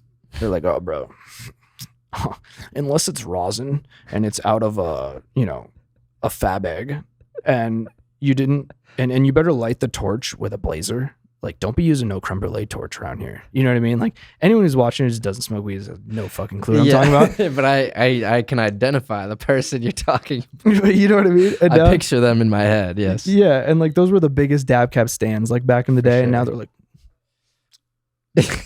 you know what I mean? Totally. And, which is cool. Like that, I'm glad I was like the one that like helped them get to the start their esteemed weed connoisseur that they are now. Yeah, for sure. Yeah, dude, that's funny that you bring up that the biggest customers are the like first time smokers or like early smokers. Yeah, I mean it makes sense, 100%. So I do want to talk about DabCap a little bit more. It's funny we keep going away from it and keep coming back. This is great, dude. Adam and I'll have to check to see where we are, the cams, and make sure we don't fill these cards up.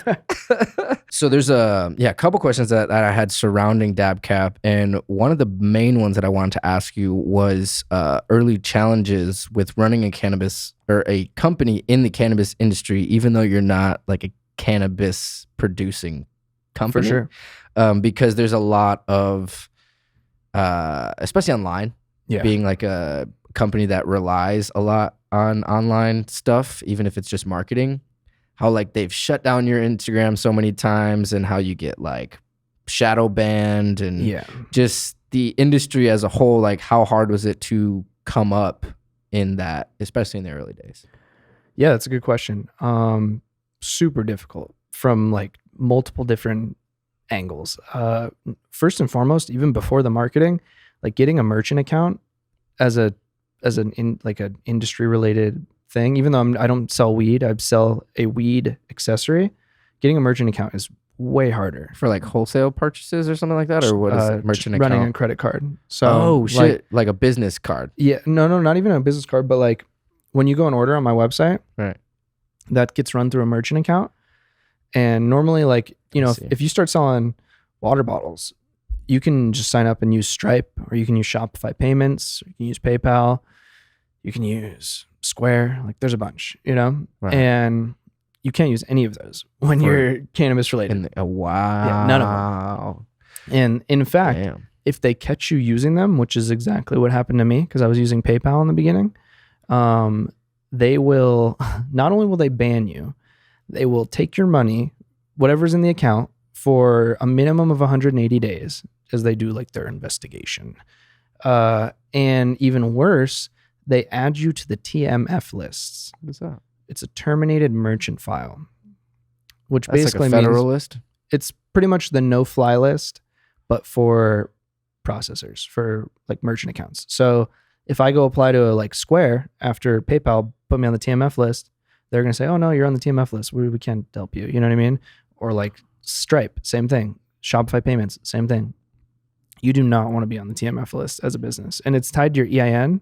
So it's like pretty much just impossible to escape. Unless you start a new business. A whole new business. Yeah.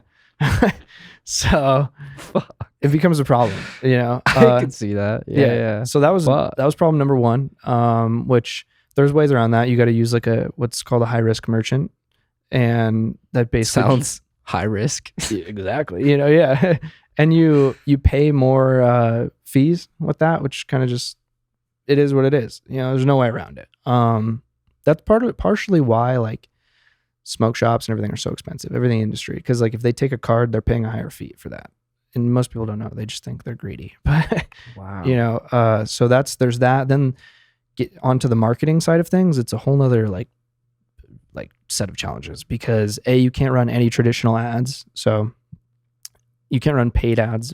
If anyone's listening that doesn't know what a traditional ad is, you can't do anything other than organic. Right. And even so when you can't like boost posts. Yeah, you can't boost posts, you can't sponsor posts, you can't do anything, you know, and that stuff's like super effective when you're good at it. And so that's tough, you know, that adds another challenge. And then on top of that, organic's your only path, but the platform doesn't want weed related content on the platform. Like Instagram doesn't want it, Facebook doesn't want it, YouTube doesn't care as much. YouTube's a lot less strict, but YouTube's also much harder to build an audience on. Yeah. So marketing is definitely very challenging. It really makes you like think out of the box. Did you ever see my free bong rip? I did. Video? Yeah, like on the side of the road, like where you get the table. Yeah. So funny. So like you gotta do shit like that. It's classic. You know what I mean?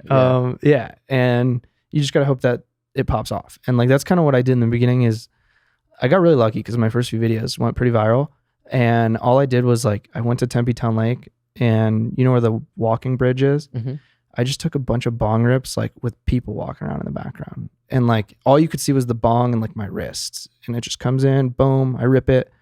You know, it's a nice cloud and it goes away. But everyone was like, back in 2018, that was like, is this guy insane? Just hitting a bong in the middle of public? Yeah, you know exactly. What I mean? Yeah, it was just so weird that it was a good scroll stopper. You know what I mean? And at the time, I knew it would get attention, but I didn't really know what like a scroll stopping concept was. I didn't know what any marketing was at the time. You know, I've learned all this just through the process. And that's kind of like, I saw that worked. And then I filmed a couple videos with just like, I don't know, like a tree as the background. And like, they didn't do as good as those ones. And I was like, what was different here? You know, and then you kind of analyze like you do with like, that's how you run ads, you know, you just throw content out there, see how people react, and then you analyze. And I kind of just honed in on like techniques to get attention without paying for it by doing bizarre stuff. Like that's what I realized. I was like, okay, bizarre things get attention, you know? Yeah. And yeah, that was really the only way to market online anything related to weed. And you still had to pray that you didn't get like shadow banned, like you're saying, or just deleted. Like my account's been deleted like 3 times, dude. And and it's never been the same after being deleted. Like I think there's like a permanent like oh, this is a bad account like attached to the profile, you know? Like I can't prove that, but it's just like how it's been.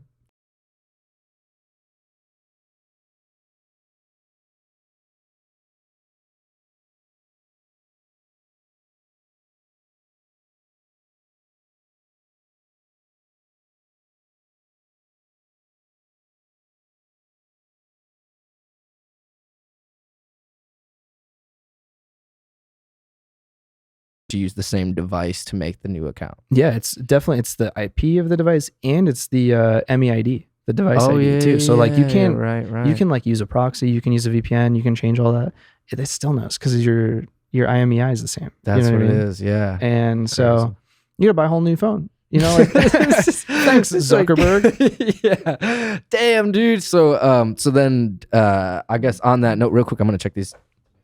Yeah, you're good. So on that note, was the success of DabCap at the beginning, was it really based off of like collaborations and doing like events in the cannabis space and selling to different dispensaries and smoke shop? Was that how you initially got some sort of traction, I guess, with the company?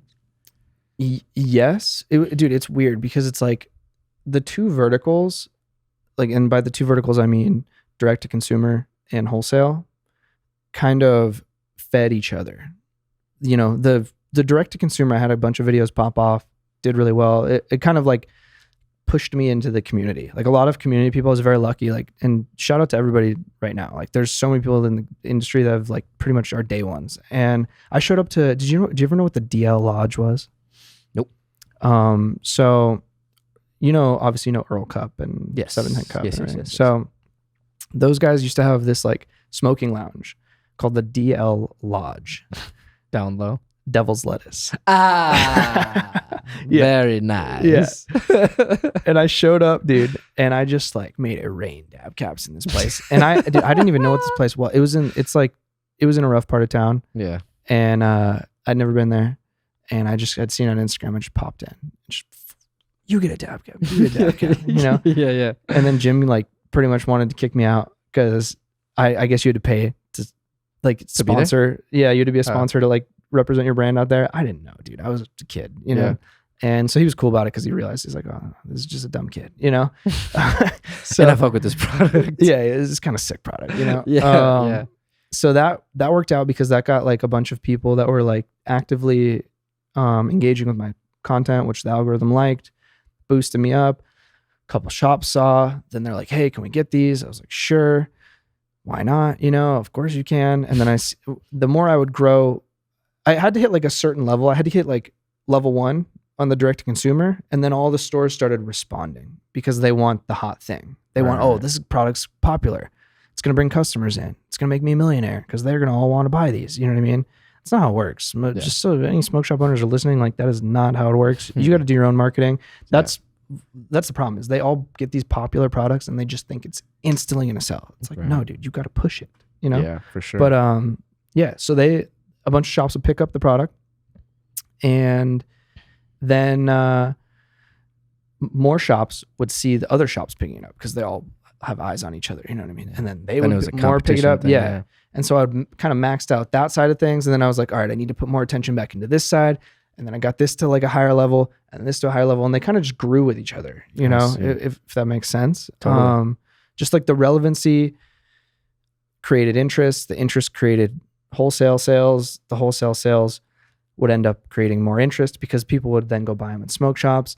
They would post on IG about it. Like it was a kind of like a snowball effect. And then the first custom ones started coming in. That's like custom branded. Right. And custom is like, honestly, what changed the game. So that because it cost more, is that why it changed the game for you? Or is it more so because then you had people pushing it as almost their own stuff because it had their logo on it. So they would be the ones to want to give it out because it was almost like merchandise for them. Yeah, a little bit of both. So it was good because it was just a high ticket sale, like you're saying, because the MOQs are 1,000 units. So like I was just selling 1,000 instantly. Like that was crazy to me. MOQ is minimum? Minimum, yeah. Okay. And so, the first time I sold 1,000 units, I was like, whoa, that's nuts. Wow. That felt great. So was really nice because like that started to allow me to like generate revenue to actually grow the business, like real revenue, you know what I mean? Not like side hustle revenue, like, oh, I'm going to go full in. I'm going to do this full time, go all in. Right. So the money side of things, that was very helpful with, but also like every brand has a team of, like a street team, promo girls at the booths. And so like at any given time, I could have hundreds of promo girls across like tons of different states at this point, because I've worked with over 100 brands, that are promoting my product and I'm not paying for it, Yeah. Like, damn. Shout out to everyone I've worked with. That's amazing. It's because like, especially like for like, so the first brand that ever bought custom branded ones was Move. Right. The dispensary. And they're based out here, yes? They're based in Florida. What? Yeah. How did I not know that? Yeah. Damn. Okay. So they were like one of the first ones in Florida. Damn. Yeah. It was them and Curaleaf. That was it. And like the other big one. I don't remember what that one is. MedMen? No.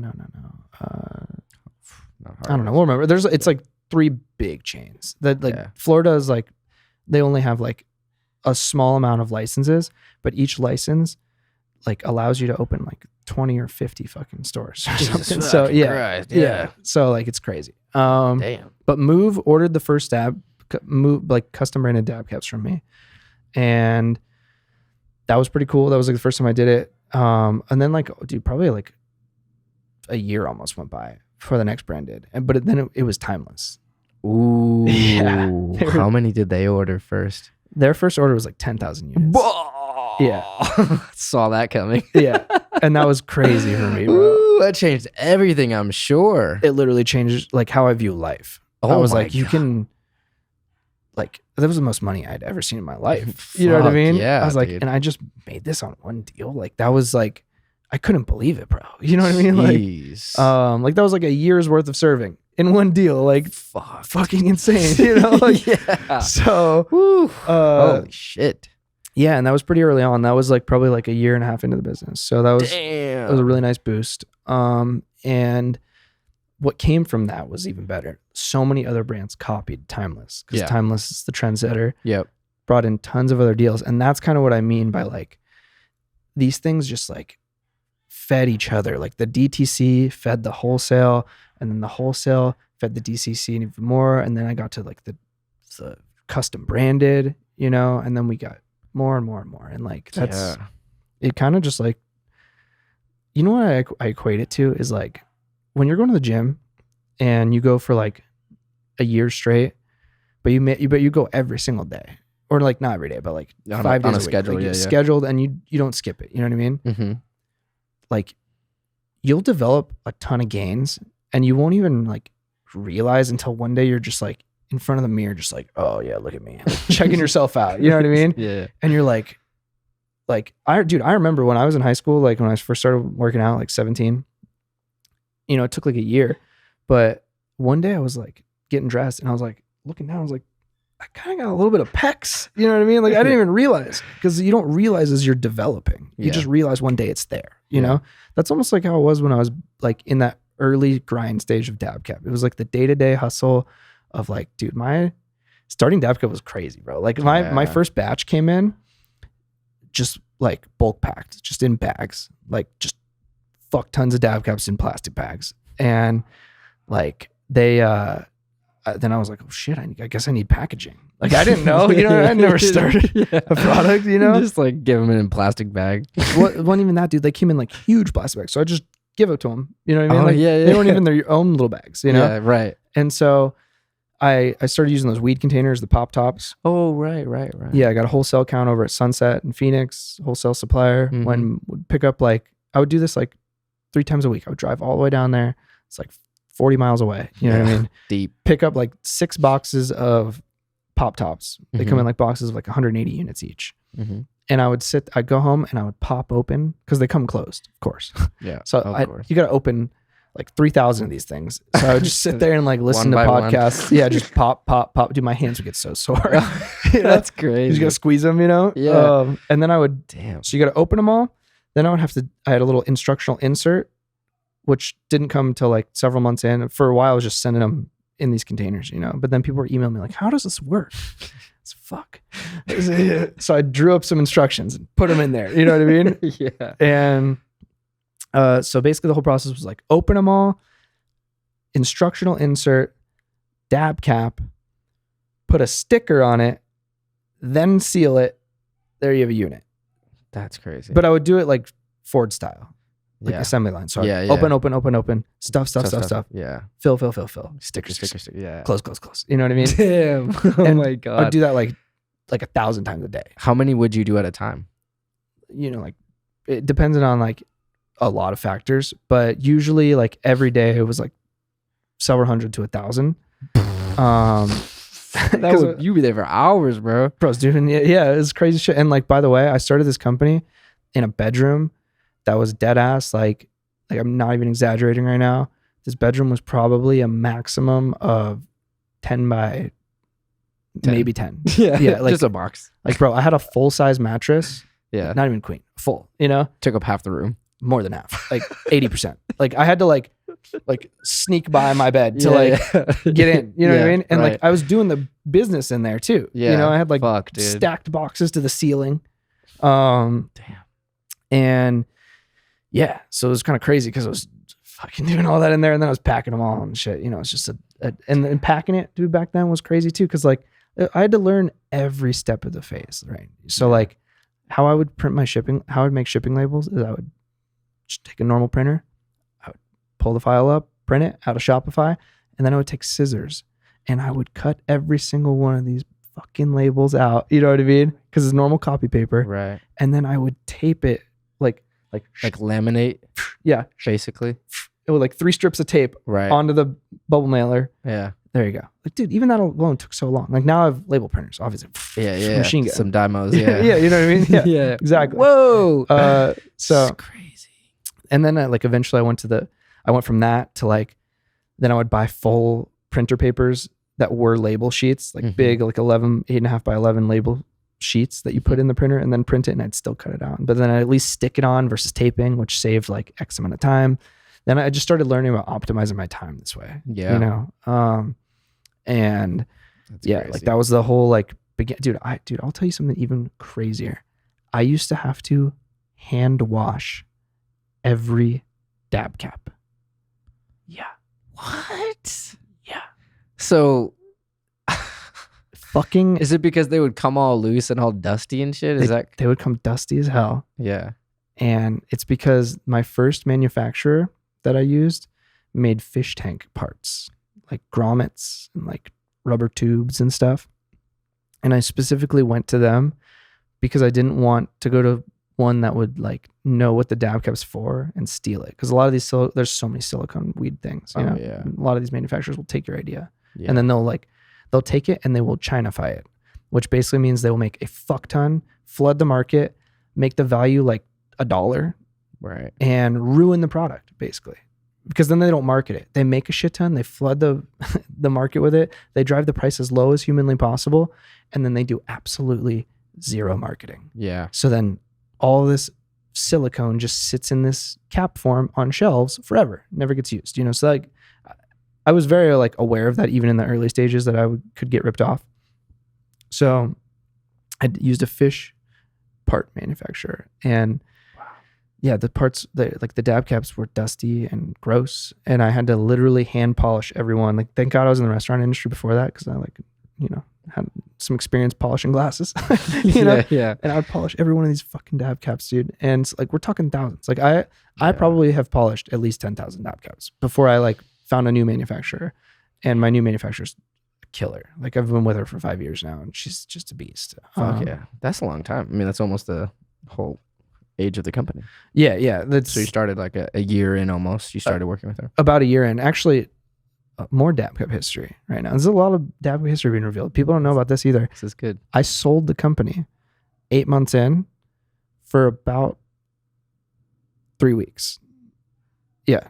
So there's a company in town called Hippie Butler, and it was a subscription box. They're not around anymore, but they had a warehouse in Tempe Marketplace, like right behind Tempe Marketplace where all those warehouses are. Mm-hmm. And one of the owners hit me up. He's like, hey, this is a really cool idea. You mind coming by our warehouse? And like, he's like, I see you're in Arizona. Like, why don't you just come by and meet us? You know? So we met, we hung out. It's a cool guy. Liked what they had going there. And he hits me back up like several weeks later. He's like, hey, would you ever consider selling your company? And I was only 8 months in. And like, honestly, like the reason I do everything is to one day be able to like help my dad because he's just in a tough place.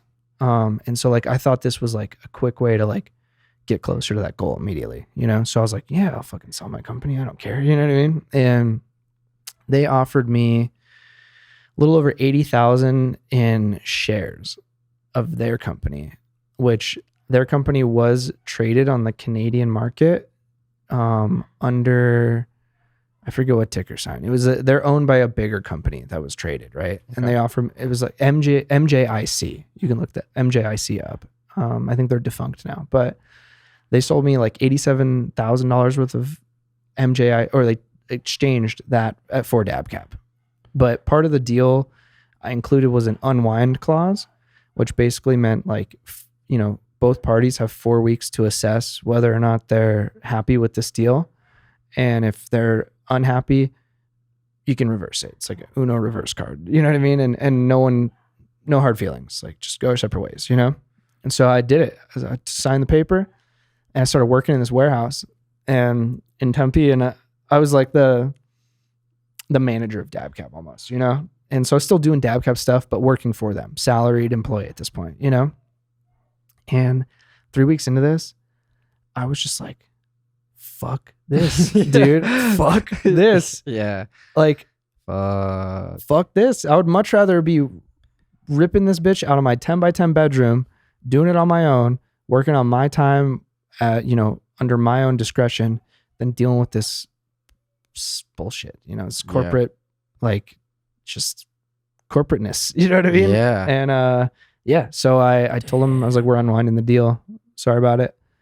And they were pissed, bro. I'm so pissed.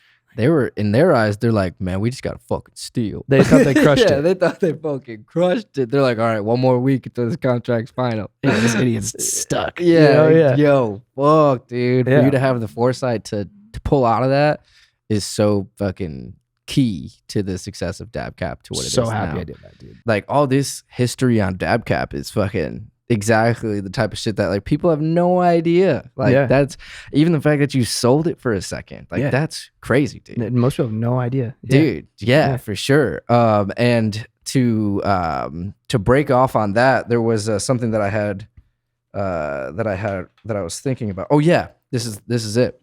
So to break off on what you were just talking about, you kind of briefly touched on it, is counterfeit products. Yeah. And I wanted to ask you about that and how that impacted your business, and when that impacted your business, and what did you do about that? Yeah, that's another really good question. So the first knockoff ever was Hemper. And like to this day, dude, like I'll put it on record, Hemper's a scumbag company. They're owned by scumbags. Shots fired. And if you ask anyone in the ancillary side of the business, like if you go walk around Champ's trade show, she's like, hey, what's your opinion of Hemper? Not good things. You're not going to hear good things. So I'm happy with putting that out there publicly. Yeah. They requested sample products from me. They said, hey, we love your product. We'd love to try some samples. Maybe get it in our box. We've got 10,000 subscribers. I said, wow, that sounds great to me. Sent them some DabCaps, super naive of me to do. And like literally, they ghosted me. 3 months later, they released their version. It's called the Adapter, which is a decent name, honestly. You know? And you know what? Damn. I'm going to give them a little bit of credit right now. They changed the design slightly.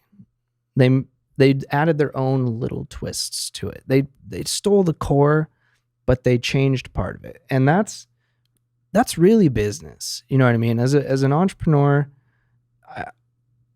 I'm not happy they did it, but I respect it. You know, like competition's competition, right? It sucks that they asked me for samples and then use that as a prototype kind of deal. Yeah. And then ghosted me too. Yeah, like, bro, at Jesus. least tell me like, hey man, not gonna work. You know what I mean? Yeah. And then release your knockoff, you know, but just to ghost me in the way I find out is like this, you know? So, but I'll tell you what, it worked out so well for me because at that point I was like peak pop. I was very like DabCap was very popular within the community. I did a giveaway every single week for like a year and a half straight, probably almost 2 years. And like I gave away like, bro, like probably like 10 or 15 Puffco Peaks, like, damn, like AirPods, like tons of cool shit that people would want. You know what I mean? And that was like one of the only ways to market back then. So I had a lot of, I guess, like fans, you know? And when Hemper released this knockoff, I got tagged probably like, no joke, at least 100 times. Like, Yeah. oh, nice DabCap knockoff, you losers. You know what I Yeah, mean? right, and like right. dude, so many people, dude, to this day, they blocked me. I'm still blocked. I didn't even block them. They blocked me. They thought I sent this army for them, but the people just came for them, bro. I didn't even know about this Wow. until I opened my phone and it's like, you got like, 100 mentions. And I'm like, what? And I look and it's all these people tagging me like, oh, you guys suck. You knocked off DabCap. And I thought that was crazy. It was super cool. Dude. Super cool. That's the importance of building a brand. Yeah. Because it wasn't the product that they loved, it was the brand, 100%. DabCap, that they loved.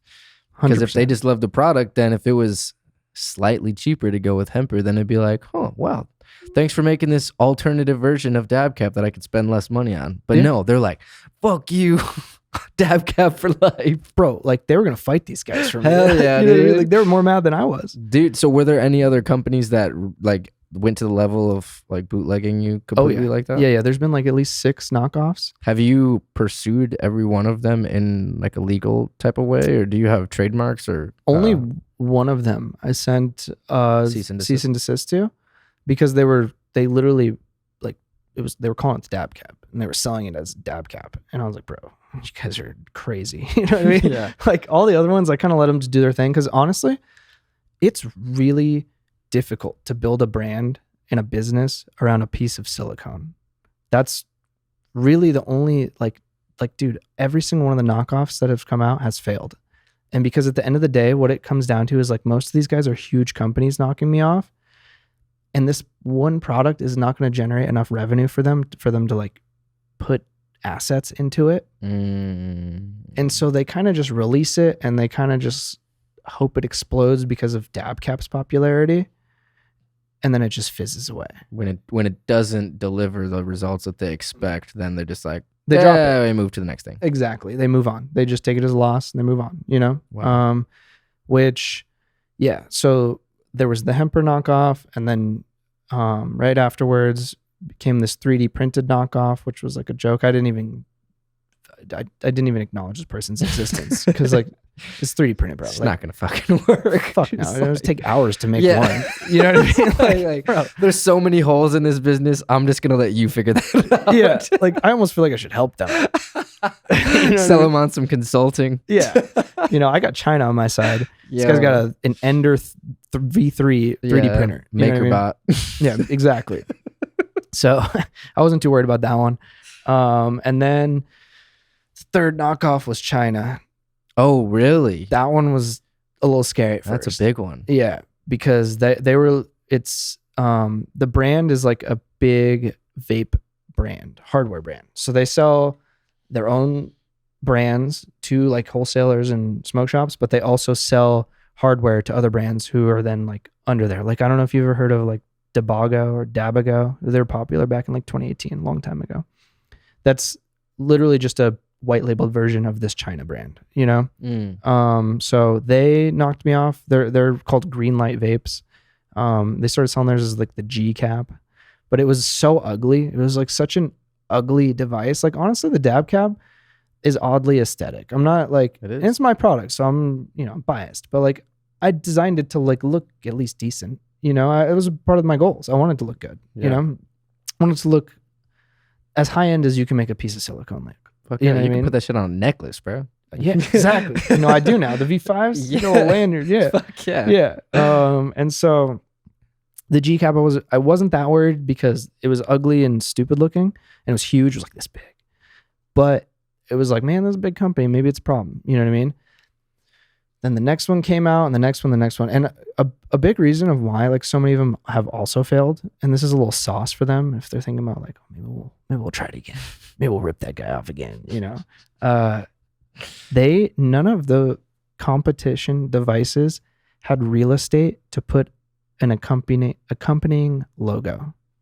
So like they couldn't sell custom branded ones to anyone. Right. Like the shape of their device just didn't like, it didn't work. There was nowhere to print it, you know? And that was like the mistake that almost all, like pretty much all of them made other than the guy who copied me off. Like exactly. This one guy copied the DabCap, like, like a literal carbon copy. Yeah. So obviously that one had their room, but like, that's the thing too, dude. If you're the type of person who thinks you can just copy a business and succeed, you're the last thing a real business owner has to worry about, or an entrepreneur. Like you don't have the ability to do things on your own. You're a copycat. Like look at Apple, bro. Like they've been Apple for like, I mean, they've been through tons of ups and downs, you know, but they've been like top dog of the world since like at this point, like 2010. Like, yeah. We're talking, they're 14 years of number one company in the world, you know, and everyone copies them. Like you look at the new Windows computers, they look like Macs. You look at Samsung earbuds, like, oh, those kind of look like AirPods, you know, like it's like the copycats are never the leaders, right? Right.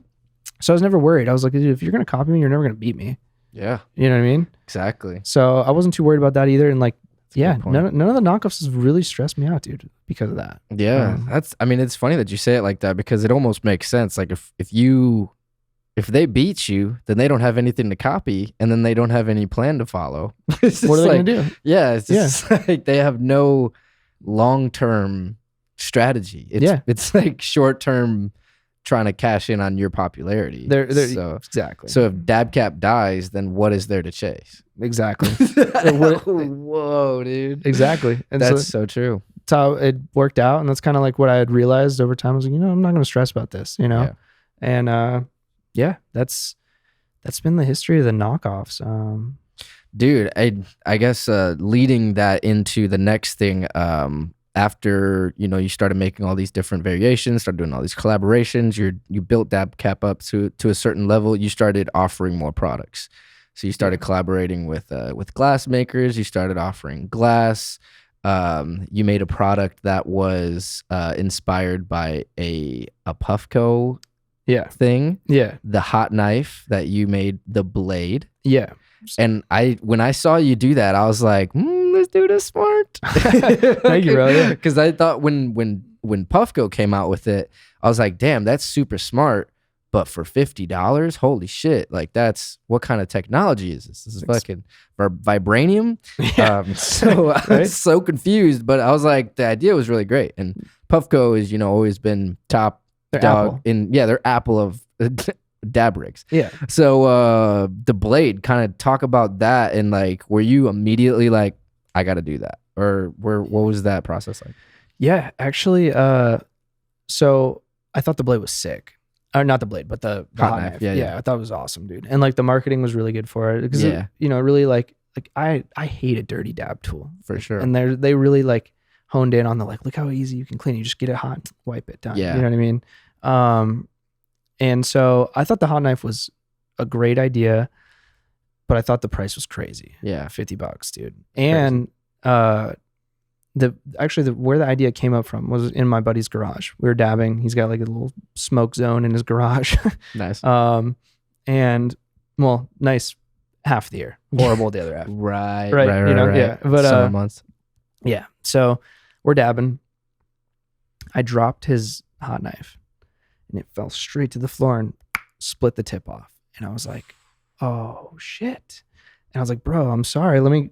I reached down, I grab it, and the ceramic tip snapped right off, you know? And I was like, dude, I'm sorry. Like, let me get you a replacement tip, of course. You know, like, let's go to the smoke shop right now. I'll get you a new tip.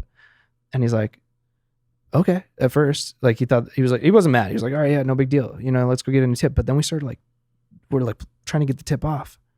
The tip is not replaceable on the hot knife. The tip is not replaceable on the hot knife? It's permanent. It's not Are you replaceable. serious? Yeah, I'm dead serious. To this day? I don't know about to this day, but when it first came out, it was not replaceable. Whoa, that alone is, I thought for sure. Oh my God. Yeah. Whoa. Not replaceable tip. Holy So, shit. Yeah. So then that's when you came up with the idea, we got to make them so that you can replace them. Yeah. That's when I was like, dude, this is crazy. How do they do this? How do they design this with not a replacement tip? You know what I mean? That's crazy. Even with all the shit that they've been through with the peak and all that, like making replaceable parts. No. And the craziest part about it is like, not only is it like the tip can break, obviously I broke it, but batteries die, especially cheap vape pen batteries, you know, which is exactly what that is, just in a different like vehicle, it's same technology inside. And so, like over time batteries just die, you know, they don't last forever. And so like, it made no sense that you couldn't replace the battery or the tip. And so I was like, dude, we got to fix this, you know, and, collaborated with a manufacturer in China. Jack K is my guy. He's the man, dude. Shout out Jack K. And we made the blade happen, dude. And I just realized, I was like, dude, everyone has vape pen batteries already. 510s. Everyone's got them. Especially like back then, everyone was having the button ones, even though the button ones sucked, which was perfect for me because now you need the button. You know, you can't use the inhale activated one with the blade. But yeah, and rolled the blade out. People loved it. Was received really well. I actually got an award for that, like a trade show. Really? It was like best new product. Yeah. Fuck yeah, dude. Yeah, it was cool. Congrats. That's awesome, cool. bro. Yeah, thank you. God damn. I mean, that's kind of like another little milestone, like as a company, like coming up with just like groundbreaking things, even 5 years into the game. Because you came up with that when you were like 4 or 5 years into the game, probably. Yeah. 4 years in. Yeah. 4 years in. Like that's. I mean, that just shows you like, I can still do this. Yeah, I still got it. I still got it. Yeah.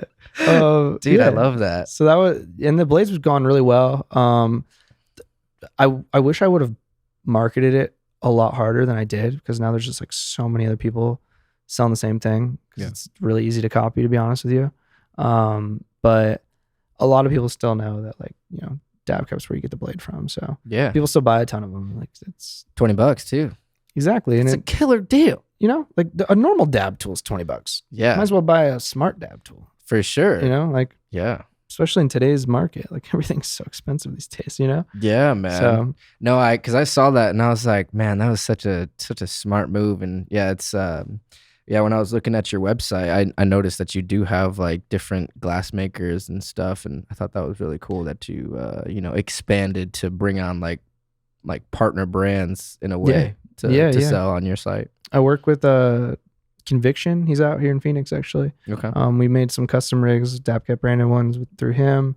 iDab also. Yeah, it's been a journey, which is actually, it's crazy. I'm probably gonna dial it back. I'm probably gonna like go just DabCap branded products in the future. Okay. Like no more glass. Yeah. I'm carrying MJ Arsenal. I carry a bunch of other brands right now. Right. But I'm gonna go down to just like DabCaps, blades, and whatever else I end up coming up with.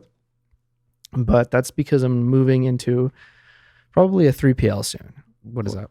It's a third-party logistics. So basically someone else warehouses and ships my inventory. So I don't have to do that internally anymore. Yeah, that'd be nice.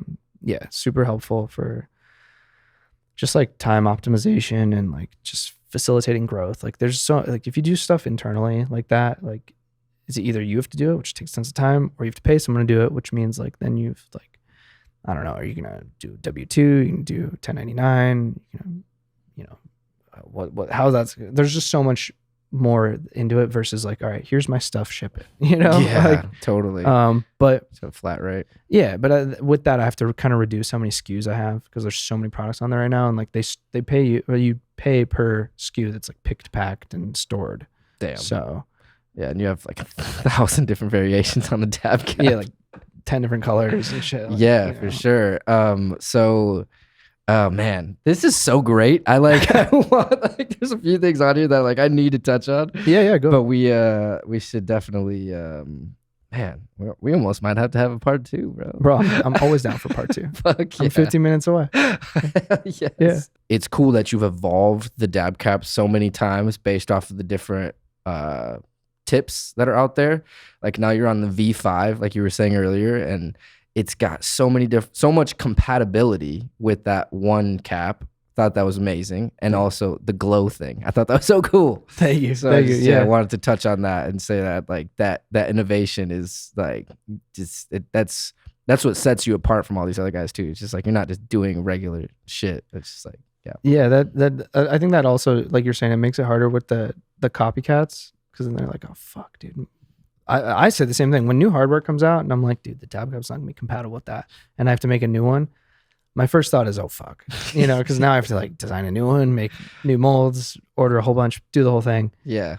Makes it hard for the copycats. Like that's what I'm saying. Like they don't want to invest all these resources into something that's like not really producing revenue for them. Kind of I was saying earlier, But yeah, thank you, bro. It's been a challenge, like keeping up with the industry. It's new hardware every week. So how long has the V5 been in rotation? Since May.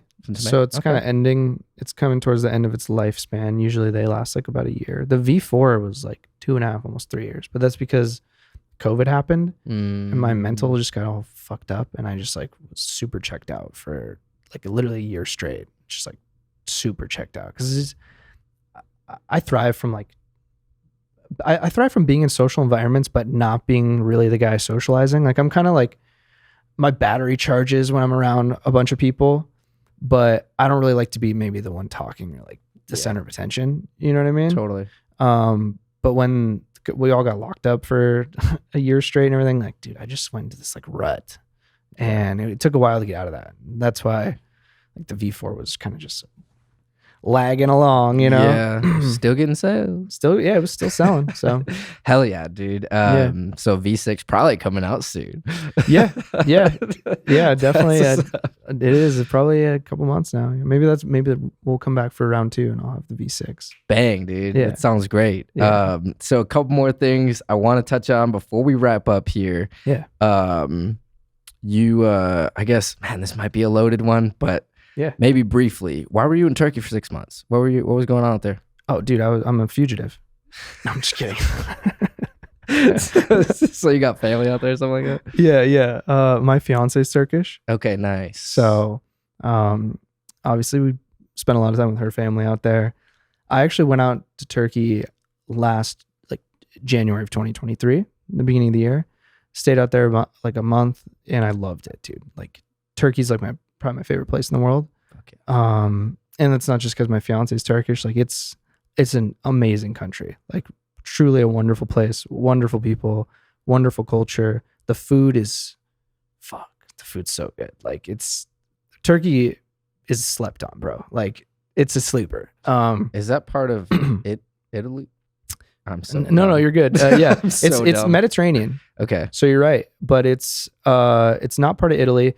It's like Turkey's like, I think it's the only country in the world that's part of like 3 continents.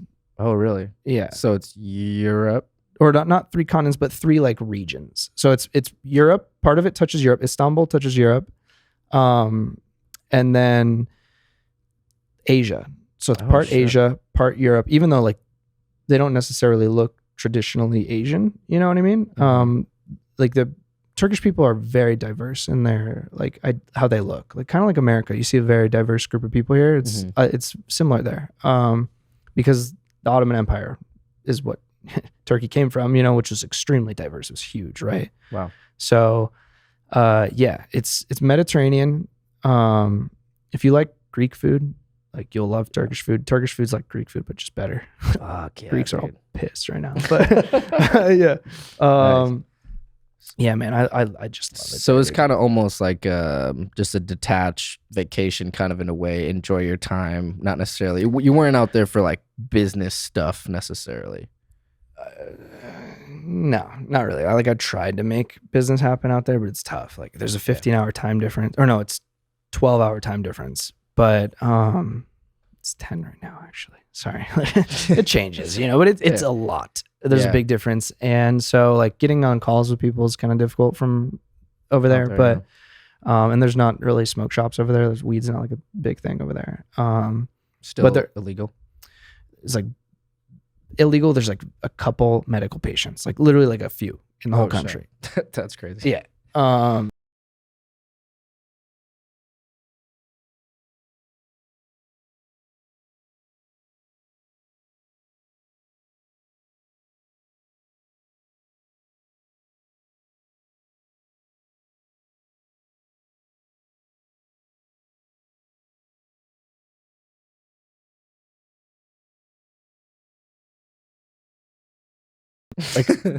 like I might die. That's how people talk about I might lose my winter in the Midwest. Yeah, you know what I mean? It's the exact same, right? And so like I just saw summer coming, and I was like, I say to my fiance, I'm like, you know, like maybe we should just move to Turkey for the summer.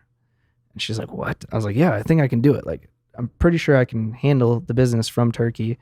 I had one guy shipping for me, and I ran like, it was hard to get on phone calls and do all the deals, but I did it. You know what I mean? And I think I'm just going to keep running it. But that's why I want to get into that 3PL. Yeah. Because Less it'll be hands-on, much easier to do that.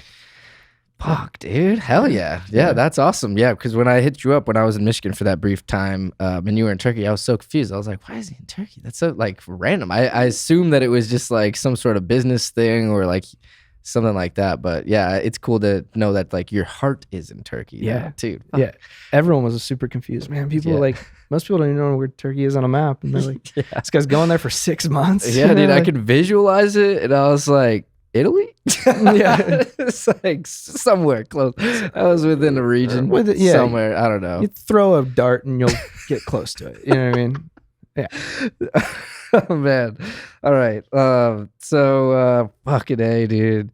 Yeah, we're definitely gonna have to have a part 2 because there's like some stuff. Because I wanna touch on like something, but I don't know if we're gonna get into it on this ep. That new brand that you started, Dios, with your girl.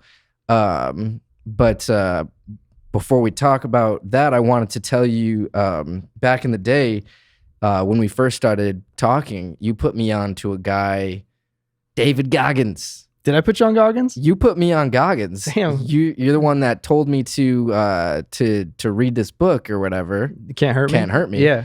And I had no idea about this guy. And as soon as I was already big on like the self-help stuff, and we'd probably talked about like Think and Grow Rich or some other like self-help stuff, which is probably the reason why you even referred me to him in the first place.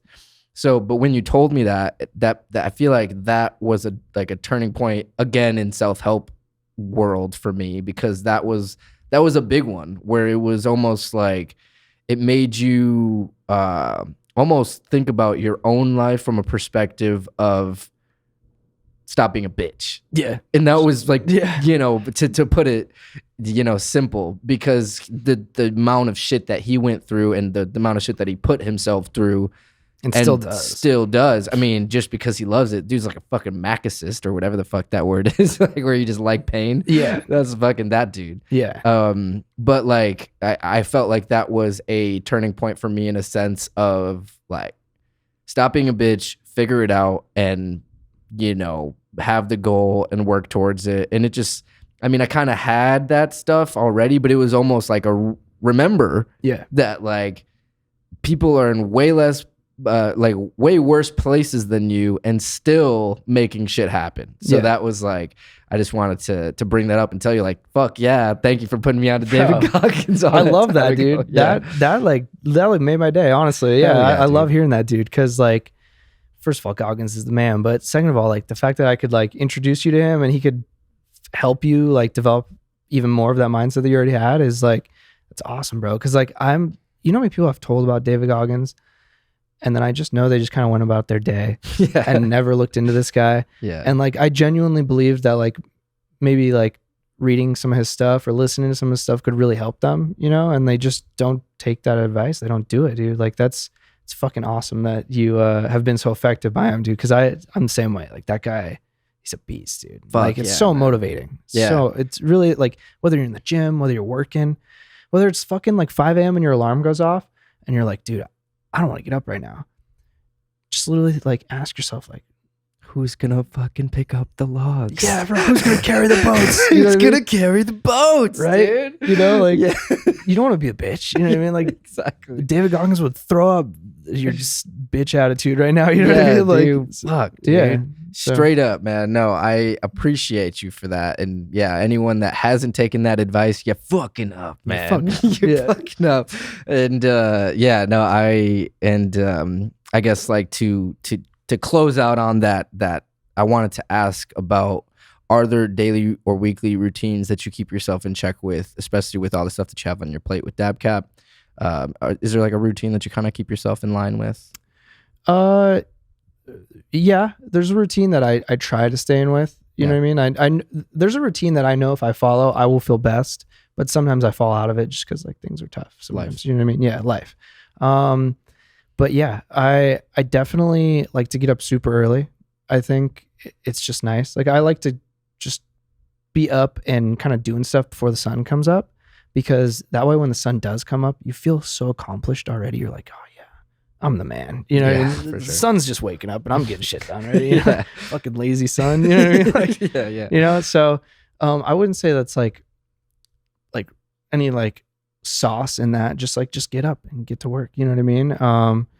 Other than that, like I definitely love the gym. I feel like my mental health suffers a lot without going to the gym. So I feel like that's a pretty like essential component to my day-to-day routine. But really, like I don't live like I said earlier, I'm trying to be scheduled.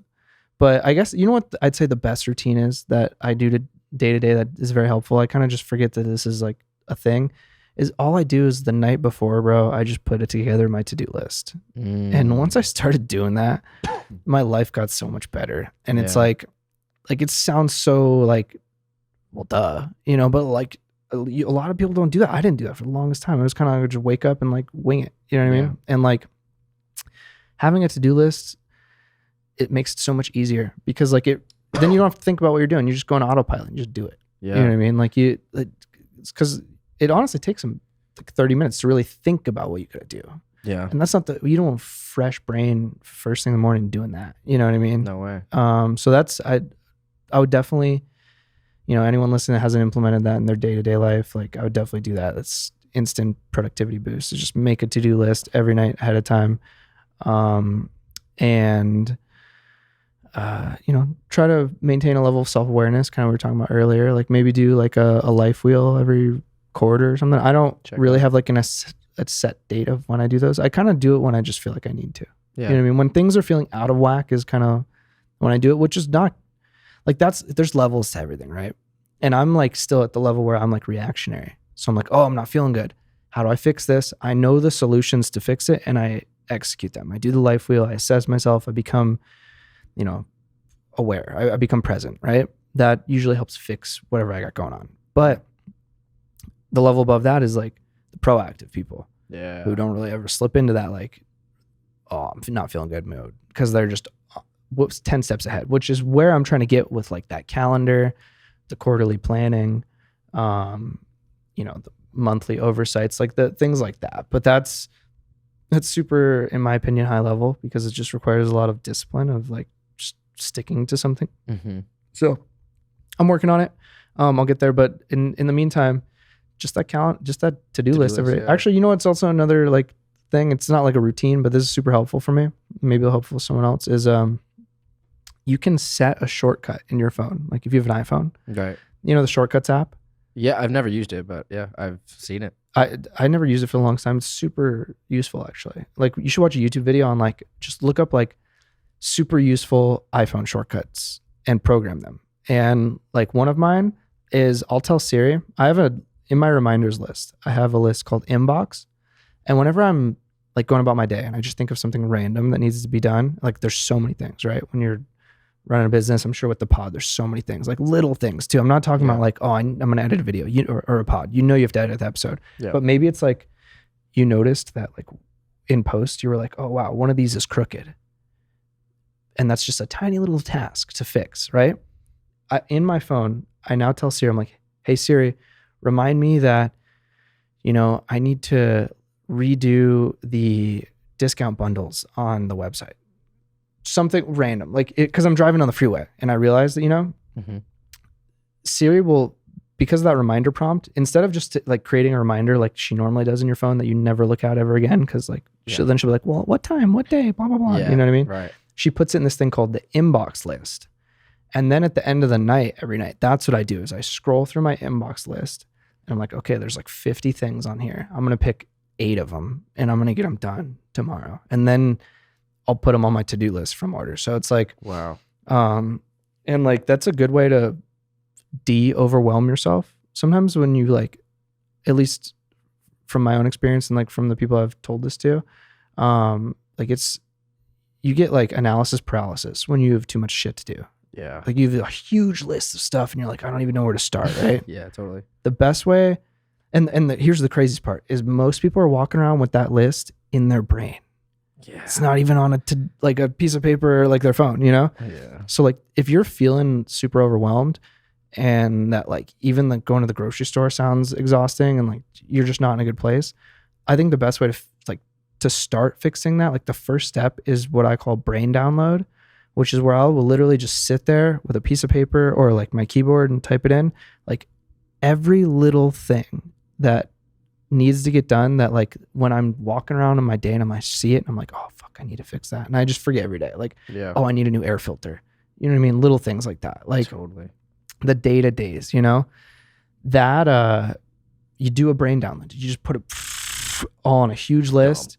And then you just start chipping that away day to day. You're like, all right, 8 items. And eventually you try to get to the point where like, you know, you're eliminating items faster than you're adding them. Yeah. You know? Yeah. I love that, man. And it all goes back to kind of like having a physical list too. I think that's a big one. I don't want to wrap this up. This is so great. Dude, oh man, I hate like getting to this point where it's just like, man, we gotta close the episode out, but like we gotta keep going. So we have to have a part 2. Please. Done, dude. Yeah, done. Sweet. All right, done. Cool. So to wrap up, man, this is a quick wrap up.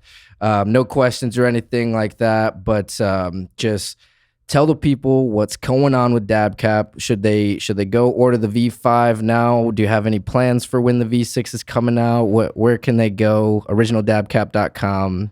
For sure. Yeah. OriginalDabCap.com, like you said. If you want one, I'll go ahead and order now because I haven't even started designing the V6. So, you know, we've got the Chinese New Year ahead of us. Then we've got designing, we've got manufacturing. You get time. Like, order one now. Don't sleep on it. Yes. In fact, like when I do a new version, all the old colors go away. Oh, so, get your exclusive DabCap V5 while the supplies last. Exactly. Because once they're gone forever. Gone forever. Go follow Dillon online at Original DabCap before that account gets deleted. Yep. And then follow the backup, DabCap fam. Hey, follow the DabCap fam on Instagram as well. I'll put both of the handles right here. Again, go to originaldabcap.com. And thank you again for doing this, bro. This is amazing, bro. Thank you for having me, man. This is awesome, dude. I can't wait for part 2. I'm stoked. Likewise, man. Yeah, so my fellow Martians, go follow at OnMarsPod on Instagram as well, and we will see you guys next time on Mars. Love you.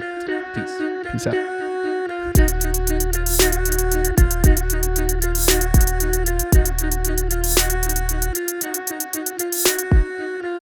Hey guys, thank you so much for tuning in and watching this episode of the On Mars Pod and for sticking around to the end, man. I really appreciate you guys. You are the real Martians. Like this video, comment below what your favorite part was, what was most inspiring to you.